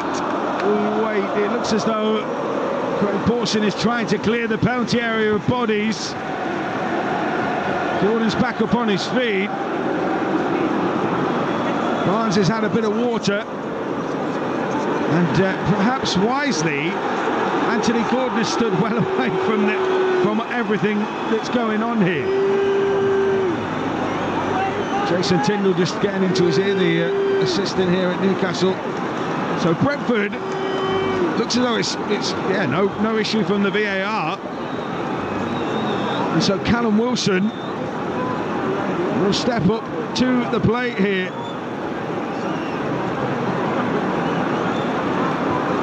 Against Brentford. Mark Flecken, who gave away the spot kick. Can he prove himself the hero here? Callum Wilson composing himself to keep Brentford square. Mark Flecken, he can't save it! And it's smashed into the back of the net by Callum Wilson. Back in the starting lineup. And Brentford have been breached. With just over an hour gone, Newcastle United 1, Brentford 0. It was a great penalty. Fair play to Callum Wilson. He stepped up, whacked it in the top corner. Flecken went the right way and didn't get anywhere near it. And Flecken's now getting a yellow card for still protesting with Craig Pawson over the penalty. And I can understand where he's coming from. Like when you see it again, as Anthony Gordon's run towards him, Flecken went to play the ball but literally pulled out. He didn't go for the ball at all. And Gordon just ran into him and then dived over. So harsh one, I think, but it's irrelevant now. It's 1-0 to Newcastle. Brentford have to come and try and get back into the game. So Brentford, it's not quite the 5-1 last time, but they find themselves behind here.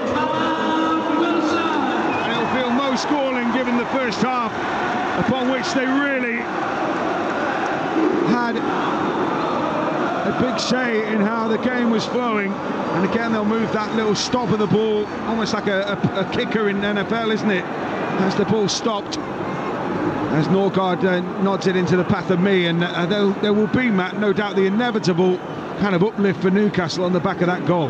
Yeah, of course, and that's what the crowd here do. Norgard flashes a ridiculous, speculative. That's what you do in 93 plus 93 minutes, isn't it? Not 64. He had options. That was a poor decision, that's for sure. He should have played it out wide. Janssen was out there. It's just decision making now. You know, you're 1-0 down. There's no need to panic. There's still 25 minutes to go, plus stoppages. But the next goal is critical. You know, Brentford do need to stay solid at the back, because they can't. If they let another one in now, then that's the game probably gone. Ball flicked on by Wilson, looking for Gordon. Hickey's got a race back, and Hickey goes tumbling. Referee's assistant on this near side holds the flag out. Free kick will go the way of Brentford, and the multi-ball system I think was rebooting there, Matt. There was no ball being presented. Callum Wilson trying to make the complaint about where the free kick's being taken. I think the ball boys and girls have been well drilled. It's multi-ball for the home team, not maybe for the away team. It's no ball. Hickey takes it to the byline here under pressure, and he's got to the byline. He's still under pressure. Trippier did really well, and then Trippier lives up to his name and tumbles to the floor. and it's a goal kick. Oh, Craig Paulson has been sold a dummy there. Trippier did brilliantly to get back at Hickey. Obviously, Hickey's run to start off with was fantastic. Trippier's got back in, and then as soon as he got the ball, he dived on the floor, and the referee gave a free kick. Bizarre. Yeah, well, he certainly bought that one, as you say. BBC Radio London Sport then. Here on DAB, Gary Crowley over on FM, playing you plenty of bangers. Will be with him as soon as this game is completed. And let's hope that we're handing over with something to cheer for Brentford as Gordon gets down that, Barnes gets down that left-hand side. It's clipped into the box. And this time Flecken, no punching. It's taken cleanly. And it's Brentford's turn to play out from the back. Ethan Pinnock says, I don't want it. Gives it straight back to his keeper. And now Brentford will come forward through Pinnock. Square to me. Just lifted into midfield, but it's a cute header from Cher that gets it back. Anderson to Byrne. And they need to find a route to goal from somewhere, Brentford here.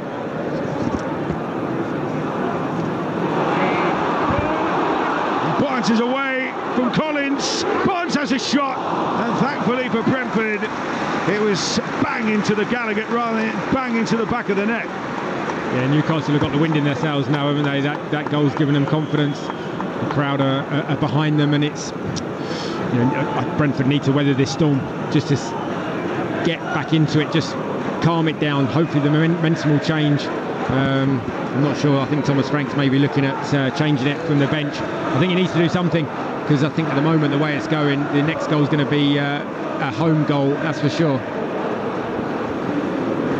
Headed away by Trippier. Underneath it was Vitali Janelt that time, and then Guimaraes just lofts that one forward, looking for Callum Wilson, who brings it down. Trippier knocks it back to Cher. First time ball into midfield, flicked on that time by Anderson. Maybe if there was a bit more communication, then Brentford might have been in trouble, but as it is, they've got the ball back. Oh, and then a little bit of sloppy play between Collins and Norgard. Almost sees the ball swiped. They do play a dangerous game, don't they? I guess it's the system that they're encouraged to play, Matt. Yeah, they want to pass out from the back, and the reason they do it is because then you're creating space for other people on the pitch, and then you can get, if you play out from the back, Newcastle midfielders pressing, then you've got that ball into the the forwards, and you can get it into Wister's feet, and get it into Buemo's feet, and they can cause trouble from there. But like you say, it's a risk and reward thing. If you give it away, you're giving it away on the edge of your box, and then presenting Newcastle with a great chance. But Brentford aren't going to shy away from that. That's how they play. That's how they've had success, and it's working for them. Tonight, obviously, it's more difficult because Newcastle are all over them. They're pressing like mad, and even then, Eddie Howe was applauding his front guys for pressing in numbers and working in packs. So Brentford might need to come up with something slightly different. Neil Maupay's stripped and coming on. Ben Mee's on the floor as well now, isn't he? So I'm not sure if he's maybe got a muscle injury or got cramp or something. He's been working hard in there, so but a change is definitely going to be made. Yeah, Neil Maupay didn't quite work out. Well, it didn't work out at Everton. Reasonable effort at Brighton, but it's perhaps spiritual home territory for him coming back to Brentford. Well, this is it. He did so well for Brentford in the first place, and that's where he got the reputation and got his moves to other clubs. But now he's coming back. He might just feel at home and comfortable, and he's a confidence player, isn't he? As most strikers are. When their confidence is up, and they will start scoring goals. And when he was at Everton, it just wasn't working out for him. The atmosphere at Everton at that time wasn't great, was it? It was probably quite a toxic environment to play in. But now he's back at Brentford. You can probably see him coming on and scoring here. Yeah, up and running again. Ball out to that far side.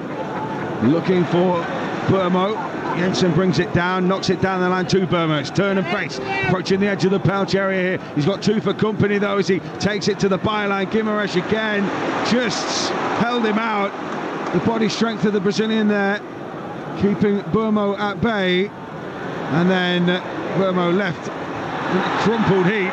Ball breaks to Wisser on the edge of the penalty. Gets a shot away. Wild lash at it.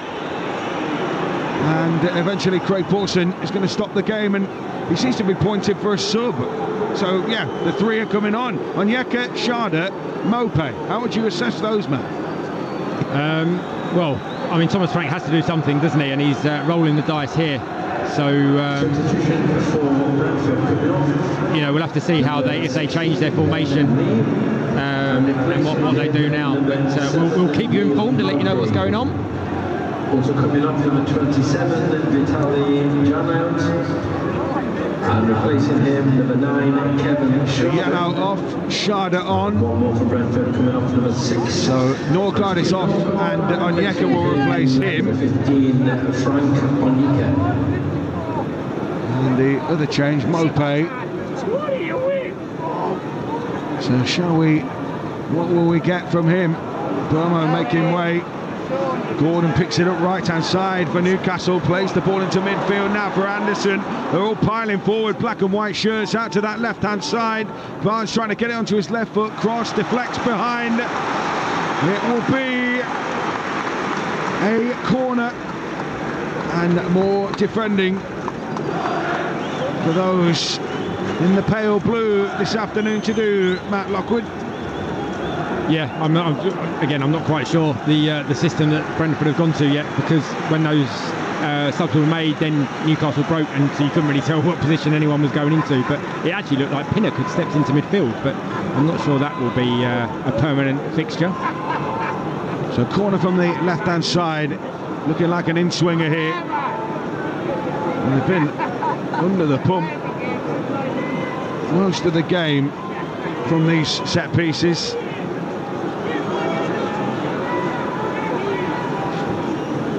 Craig Pawson just trying to tidy things up inside the 6-yard box.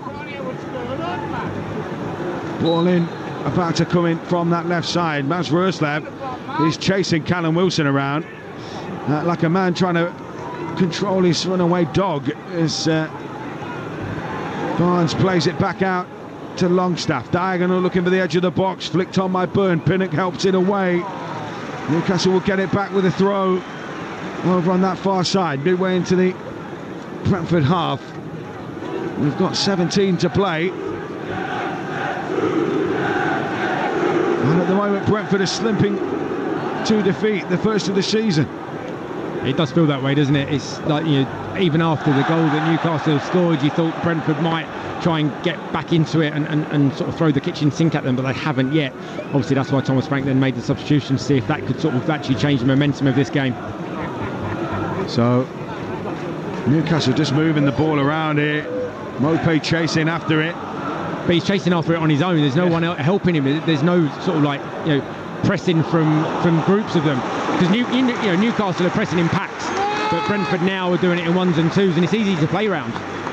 Yeah, ball stung into the box. Roerslev's header. I don't know how much you knew about it, but it helps it behind. There'll be another corner, another set piece to come in, another set piece to cause some problems here. Getting ready from that right hand side. Trippier to take. Corner to come in. Both these sides are set in the box. Craig Pawson reading the riot act, just trying to sort out a little bit of the push and shove, which is continuing to ebb and flow. But from set pieces, you know, the way that the Newcastle line up, where they're all sort of bunching together and then making their runs. All right, there we go. Oh, I thought it came off the head of Matt Roerslev, but no penalty, no handball. When by the time they put it up, they'd already made their mind up. So I was going to say, Craig Pawson has already indicated for the corner to come in. Ball headed away by Mope at the near post. Onyeka trying to get on the back of that. Did he get a palm in the face from Barnes? He says he did. He stayed down. Craig Pawson wants him to. Craig Pawson will blow up here. The home fans have certainly blown up. Frank Onyeka, they call him the tank, and he hit the deck quite. He hit the deck quite easily there. Yeah, and it was the limpest wrist that hit him in the face, but he's gone down as though Tyson Fury's and hit him bang on the nose. So yeah, I think the tank needs to have a word with himself. He's held back up. Play's been stopped. Trippier stretching out his hamstrings. Newcastle fans not happy with it, but I mean, at the end of the day, it's their own time they're wasting, isn't it? Yeah, Brentford. Yeah, I think the only thing that might have happened, an eyelash might have been knocked out of his eye, but nothing serious, that's for sure. I don't know what he hoped to gain from it. Free kick, certainly wasn't getting any of that. Here comes Trippier bombing forward, and this time it's infield to Guimaraes, and almost toying in a way with Brentford here, forcing them to come out. Ball rolled in towards the penalty area, and Yeka gets a touch to Wissa. It will break here for Jensen. He helps it again into the path. Schada's got plenty of pace, but it won't break for him. Now it will. Schada trying to turn and get away, and Schada opens up the bit of the taps there. Bends one into the penalty area, easily taken by Nick Pope at his near post. And just for a second, I thought he got away there, Matt, and the final ball was poor. Exactly, that's it. He did get away, but that bit of quality in the final third just wasn't there. Jensen finds Collins. Hickey makes a run on the outside. Back to Pinnock now. Pinnock strides forward with it and then goes back. You know, I appreciate the patience, but sometimes you think, maybe when do they start to gamble, Matt? Well, I think that substitution probably is them gambling, really, with the personnel. They haven't actually changed sort of the way they're playing. I mean, they've gone sort of three up front now, haven't they, with Wissa, Mope and Schada coming on, with Mbeumo going at right wing back, which is, I suppose, an attacking move. But they just haven't got the ball up top and with any real quality in the last probably 15-20 minutes, or since the goal. They just haven't really got the ball into the Newcastle box with any quality at all. They've got a chance here though. Burma right side of the box, plenty of step overs, plenty of touches, pinged in by Ruslev, headed away only as far as Byrne, who will help it away from danger, and then banged off by Barnes. Janssen watches it right into his path, and now Onyeka's got a chance to feed it out to that right hand side with Ruslev. Newcastle about to send on Miguel Almiron. Pinnock down this left side there, knocked forward into the channel. Well, the problem was Hickey had come short, Pinnock played long, and nobody read that play at all. Pinnock stayed down, and now they're short-handed at the back here, Brentford, as Guimaraes comes forward. This fence splitting pass finds Gordon right side of the box here. Gordon takes it to the byline, tries to stand one up back post, nodded back into the mix, hooked away. Another handball call here, and again it's a penalty award. Craig Pawson points for handball, and Brentford, well, this would surely be the killer blow. With 76 on the clock, 78 on the clock. Yeah, it was just Mbeumo at the back post, wasn't it? It was hung up by Gordon, and just seeing the replay now,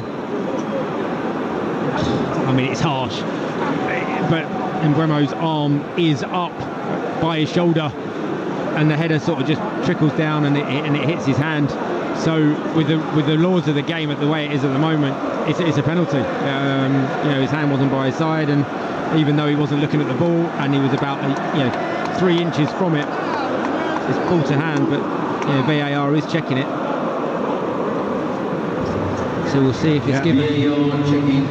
So we'll get some clarity here. But poor Craig Pawson certainly didn't waste time, did he? He was pretty convinced. He gave the award pretty sharp. Although, just for Thomas Frank, shouting, bawling out orders from the touchline. I think they're trying to make a change. Keane Lewis Potter is being prepared. I think they're checking with Ethan Pinnock whether that knee injury is okay. But Keane Lewis Potter will come on, whether it's a 2-0 deficit he's got to try and turn, or whether it's a 1-0 deficit. Well, he's going over to the monitor, so it's potentially not going to get given. Striding across on halfway, the telly pops up. And Kevin Schada's about a yard behind him, going to have a look as well. The irony is he's basically looking at that screen with, there's a good proportion of Newcastle fans stood behind him, probably telling him what the decision was.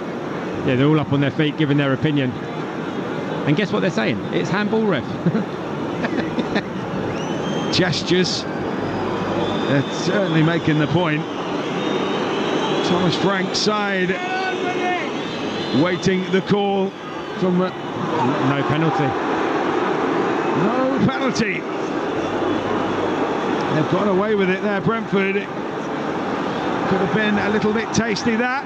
Your decision, no penalty, no handball. And so Newcastle still roaring on in the shape of Callum Wilson. Sub being made. So Hickey off, Keane Lewis Potter on. And for Newcastle United, Harvey Barnes is coming off and Miguel Almiron is coming on. Now Keane Lewis Potter, big fan of him in the Championship when he was at Hull. And I think we've really seen him grab it by the scruff of the neck yet, Matt. No, but again, opportunities probably are quite limited because Brentford have a settled team and they're playing so well. But sometimes, injuries and performances give him an opportunity. So he's got a chance now. Okay, he's only got sort of probably 10-15 minutes to go, but he can definitely make an impact on this game, especially now that penalty didn't count. Yeah. So there's only one goal to find. Yeah, one goal in it. Header away by Botman. Breaks for Schade, but Newcastle gets so many bodies back in the frame. And then the pass looking for Gordon. Outruns him. Ruslev will go and gather it down by the halfway line. And it's a throw back into the back three. Collins knocks it forward to Onyeka. Wide to Ruslev. Back to Onyeka, who's got space to move into here for Brentford. Coming forward. Spreads the play to this left-hand side where Jensen's got it. Jensen scoops a pass, looking for Wisser, who's into the penalty area. It'll break for Lewis Potter instead. What a time to come up with a moment of quality. This would be Keane Lewis Potter. It's blocked. Breaks to Onyeka. Brings it down on the thigh. Back out to Jensen on this left towards this left-hand side. Wisser tries to roll his man. Really good footing. Fabian Schär. Or was it Trippier, I think, in the end, who actually got that toe in, wasn't it? And it's a throw into Brentford. Yeah, it was a good ball into Wisser. You could see what he was trying to do, let the ball roll across him and return, but the ball didn't actually have enough pace on it to do that. So that's why I think it was Schär that got back and made the block. But again, more positive from Brentford. Now, Matthias Jensen, who spent time with a throw-in coach to try to glean an extra % or two from his deliveries. Headed back into the mix by Burmo, nodded out by Wilson. Helped on its way, Almiron. Brentford have it back through Ruslev, but Wilson closing down. Burmo in turn, knocked down the line. Lovely back heel by Jensen, gets Keane Lewis Potter into a bit of space left-hand side. Tries to take his man on. He gets past the first defender. Curls one into the back post. Up goes Wisser. Easy claim for Nick Pope. Just couldn't get the power, the requisite power behind it back. No, it was good play down the left-hand side though, wasn't it? Jensen, great little flick round the corner for Lewis Potter there. Things out to the far post, but like you say, the ball didn't really have that pace on it from the cross. So Wisser's got to try and generate it himself. But again, good defending from Newcastle. He didn't give him a free header, so he couldn't really then get the purchase on the ball to beat Nick Pope. Collins and Wilson tussling for the ball. Collins is booked. I mean, it was a brilliant first touch from Wilson, and it got him right on goal. Collins will feel he was just competing for the ball, but 52,000 and Callum Wilson's appeals mean that it's Newcastle free kick, dangerous territory, man. It is, yeah, with Trippier probably will fancy a shot on this one. But Collins definitely didn't agree with that decision, was it? He was, I think, hopping mad would have been a description of how he was jumping up and down and throwing his arms around in disgust. So the ball placed down, and there's almost a hush of reverence here because anticipation, because Trippier's behind it, and he can certainly hit a set piece. I think Fabian Schär's also in that particular frame, isn't he? So Brentford and Flecken organising a wall. There are plenty of bodies in front of him, almost just loitering on the edge of the box. There were two in the wall, Newcastle-wise, and you don't know what they might do. They might just part. Either way, there are plenty of candidates here to have a dig, and Brentford will be wary. Yeah, it feels slightly too far out for Trippier to bend one, and his run-up's very short, so I think he might even be dinking this round to the back post with Dan Burn running him. Yep, you could see them peeling round the back. Collins read it, helped into the middle. Playing low down by Flecken. Schade has made a run. I don't dare say if he'd punted it to him, he might well have made that. but it was safety first from Flecken, and then a little bit of a mix-up nearly between Roerslev and Onyeka. They got away with that one. Jensen, almost in a quarterback role, as deep as you can get, plays it forward up to Keane Lewis-Potter, helps it on its way to Pinnock, cut out though by Trippier, and now it's Newcastle's turn to break. Into the path of Guimaraes. Outside of him goes Wilson, and Almiron's continued his run. Almiron in the right side of the penalty area here. Turns away from danger. Back to Pinnock. Infield it goes. Scoots into the box now for Wilson. Will he smash this across? He does, but it's blocked by Collins. Still hasn't quite gone out. Held in the corner for a moment. Pinnock plays it off the Newcastle man and wins a throw. Keane Lewis-Potter tried to lift that one into space for Mopai, who's essentially been isolated, hasn't he? Oh, lovely touch though from Wissa, a ponderous Newcastle, and then it's played into Schade. Schade being forced wide by Byrne. Still really good defending by Byrne. Kevin Schade never quite got the run on, but he has got his side a corner. Yeah, it was good play from Wissa in the first place, wasn't it? Winning that ball off of Longstaff in the middle there. Mopai's driven well and played the right ball, but sometimes you hold your hands up and say the defenders have just tracked your runners and made that tackle. But it's more positive from Brentford. You know, we're in the 87th minute now, and they're sort of trying to knock on the door, but they definitely need someone to now come back and stand on the halfway line, because I just it's like I don't even want to watch. It's like every single Brentford player is in the well, basically 18 yards from Newcastle's goal. Yeah, they're all massed in a mob. It's like some sort of viral flash mob on the edge of the Newcastle 6-yard box. Collins has tried to stand on Nick Pope. He's having a good old tussle at the back there. Now Jensen will play it in. He fizzes that one in low, headed away by the first man. Knocked back into the mix. Newcastle will come up with the second ball here. Helped into space. Jensen wins it back though for Brentford on halfway. He goes back to his goalkeeper. Roerslev screens it. Mopai is the target on this left-hand side. He was never going to get there. It was overcooked. And it will be a throw into Newcastle. And at the moment, their game management.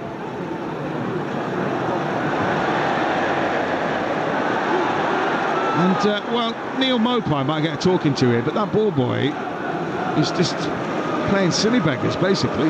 Should have just given it. But that's the thing, he's a time wasting, isn't he? And then Neil Mopai went and got it off him, threw it to Kieran Trippier, and Kieran Trippier just kept his hands by his side, and it hit him in the shoulder and then ricocheted away. So again, like you say, game management though, it's how to win a game of football and see out the final few minutes of this game.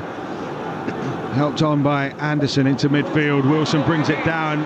Collins stepped across. That's become a good battle as well. Collins and Wilson. Callum Wilson, for at least the one of a kind of an attacking three, has kept Brentford's back three very busy. Jensen, first time round the corner, ball into space down that right-hand side. Dan Byrne right behind it though. Helped in field, won back though by Onyeka, who brings it down. And then Jensen spins it out to that far side, and Thomas Frank's frustration on the sideline there. The execution of some of his slicker passes just hasn't been there. No, it was unlike Jensen though, wasn't it, to give it away that cheaply. I mean, he's been good today, like on the ball, very composed, you know, probing and looking for the right sort of passes, but that one was a little bit loose. Into the final minute of normal time, the board will go up, and we shall find out how much longer to play. 9 minutes. I mean, I guess we had the injury, didn't we? We've got two balls on the pitch. Roerslev clears one of them. Ethan Pinnock knocks it down the line to Keane Lewis-Potter. If anything's going to get them going here, then it's going to be the fact that they've still got time on their side. Brentford. Onyeka spins the ball out towards Lewis-Potter. One in the air by Trippier at the expense of a throw. Chance here on this near side for Brentford to have an attack. Thrown back to Jensen, closed down by Almiron. Back to Collins, nudged into space for Onyeka. Under pressure though from Guimaraes. What are you doing, referee? Played short to Roerslev, knocked down the line into Umbermo, and now Schade can break into the box.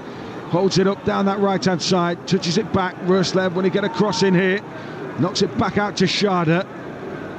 Schade looking to take Newcastle on, plays it to the edge of the box on Onyeka. He spins on it. It's almost like they're doing anything but put the ball in the box here. Schade again, down the right side. under pressure, loses it. I mean, why just not have a dig? They've got themselves a throw-in on that far side, but there were 2, 3, 4 times that could have gone in, Matt. Well, I mean, I suppose the way that Brentford play and the fact they haven't got a very big forward line, they probably just don't want to stick it in there. But Pinnock's gone up. Pinnock was at the back stick against Kieran Trippier. You know, if they get their heads up and see that, then they can loop one to the back post, and he's going to win that all day long. Yeah, maybe that will be the target here.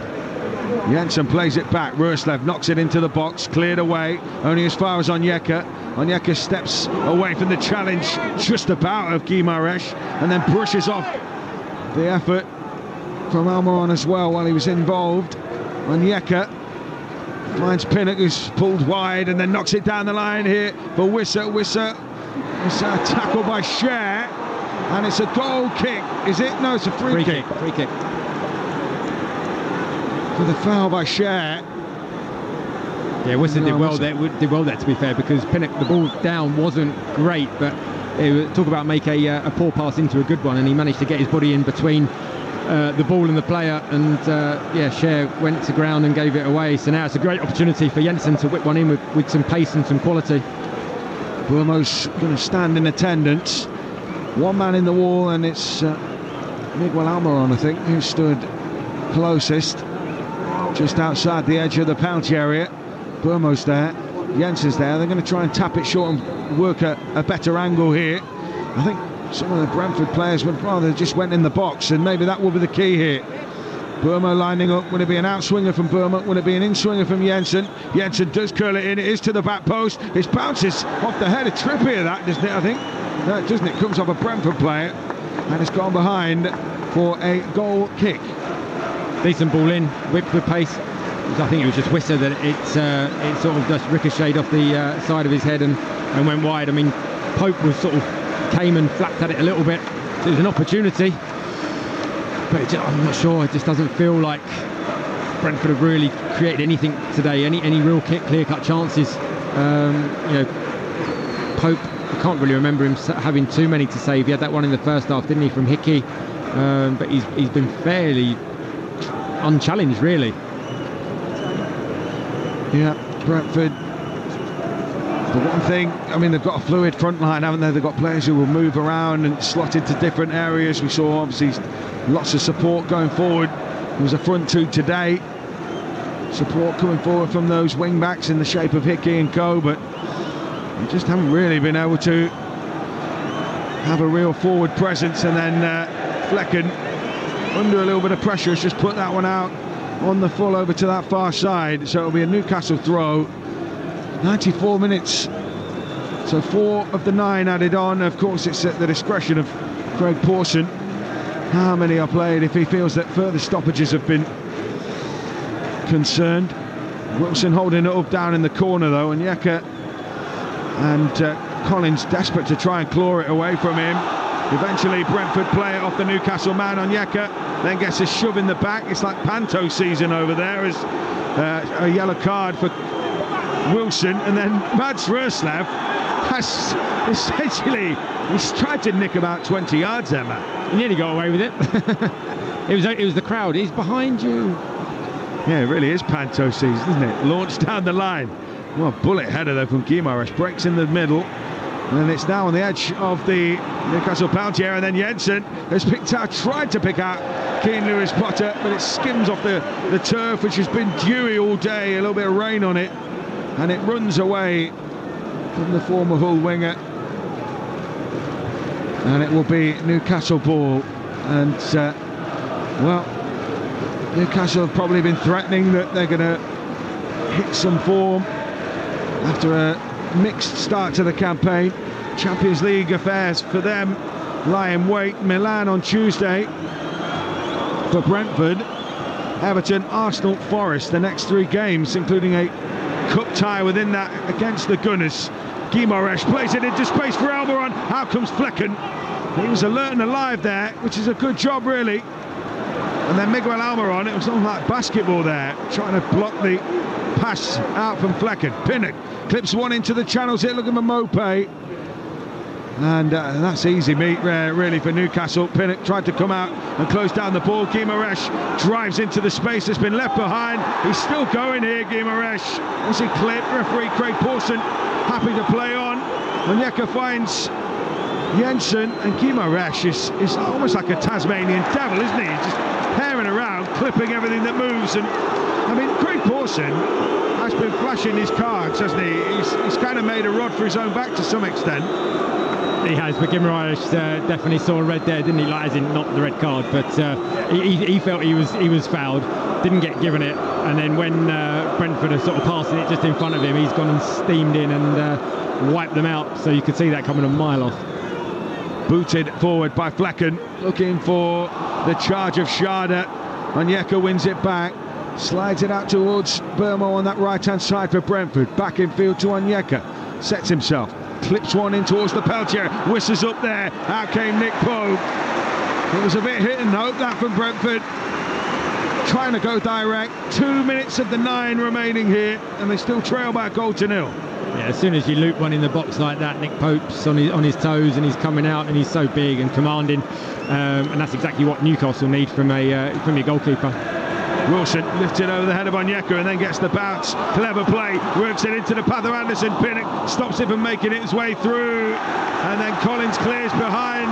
Or was it Ruslev, in fact, who cleared behind with Gordon lurking? And still, Brentford find themselves under the cosh here.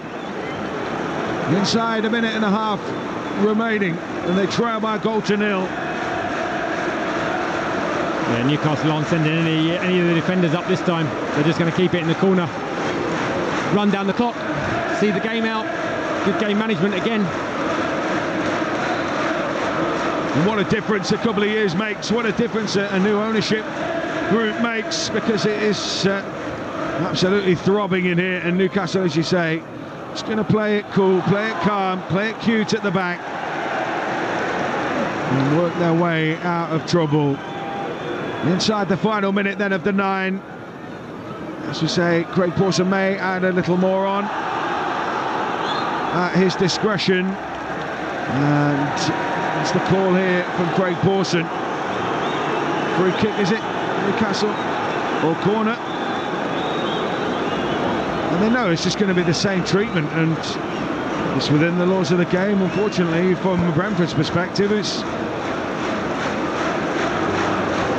Yeah, I mean, Newcastle is just professional what they're doing. Waiting down the clock, earning corner after corner, frustrating Brentford. At the end of the day, if Brentford were one up, they'd be doing exactly the same, wouldn't they? And it is frustrating, but there's nothing they can do about it at the moment. No, nothing at all. Newcastle United are going to come away with the points here. Brentford, Craig Pawson wants the game to carry on. They've put it out for a goal kick in the end. I don't think this is going to be a case of Arsenal-Liverpool at Anfield up for grabs now. Jensen has got to get on with it. They're running out of time. If they are going to have a pop, playing it around in their own 18-yard box isn't going to get them upfield. It's not going to get them a winner, or an equaliser, should I say. And then Ruslev has a space to gallop into down the right-hand side. It is hoisted up. Keane Lewis Potter was the target. Trubbier just plucks it out the air on his chest. And now it's Newcastle's turn to break. And Gordon will just shuffle down that touchline, John Robertson-esque, take it into the corner and run down the clock. And then he does put it into the centre. And now the referee is urged to blow on his whistle, and Craig Pawson puts Brentford out of their misery. BBC Radio. And delivers it for Newcastle. Final score for St James's Park. Newcastle United 1, Brentford 0.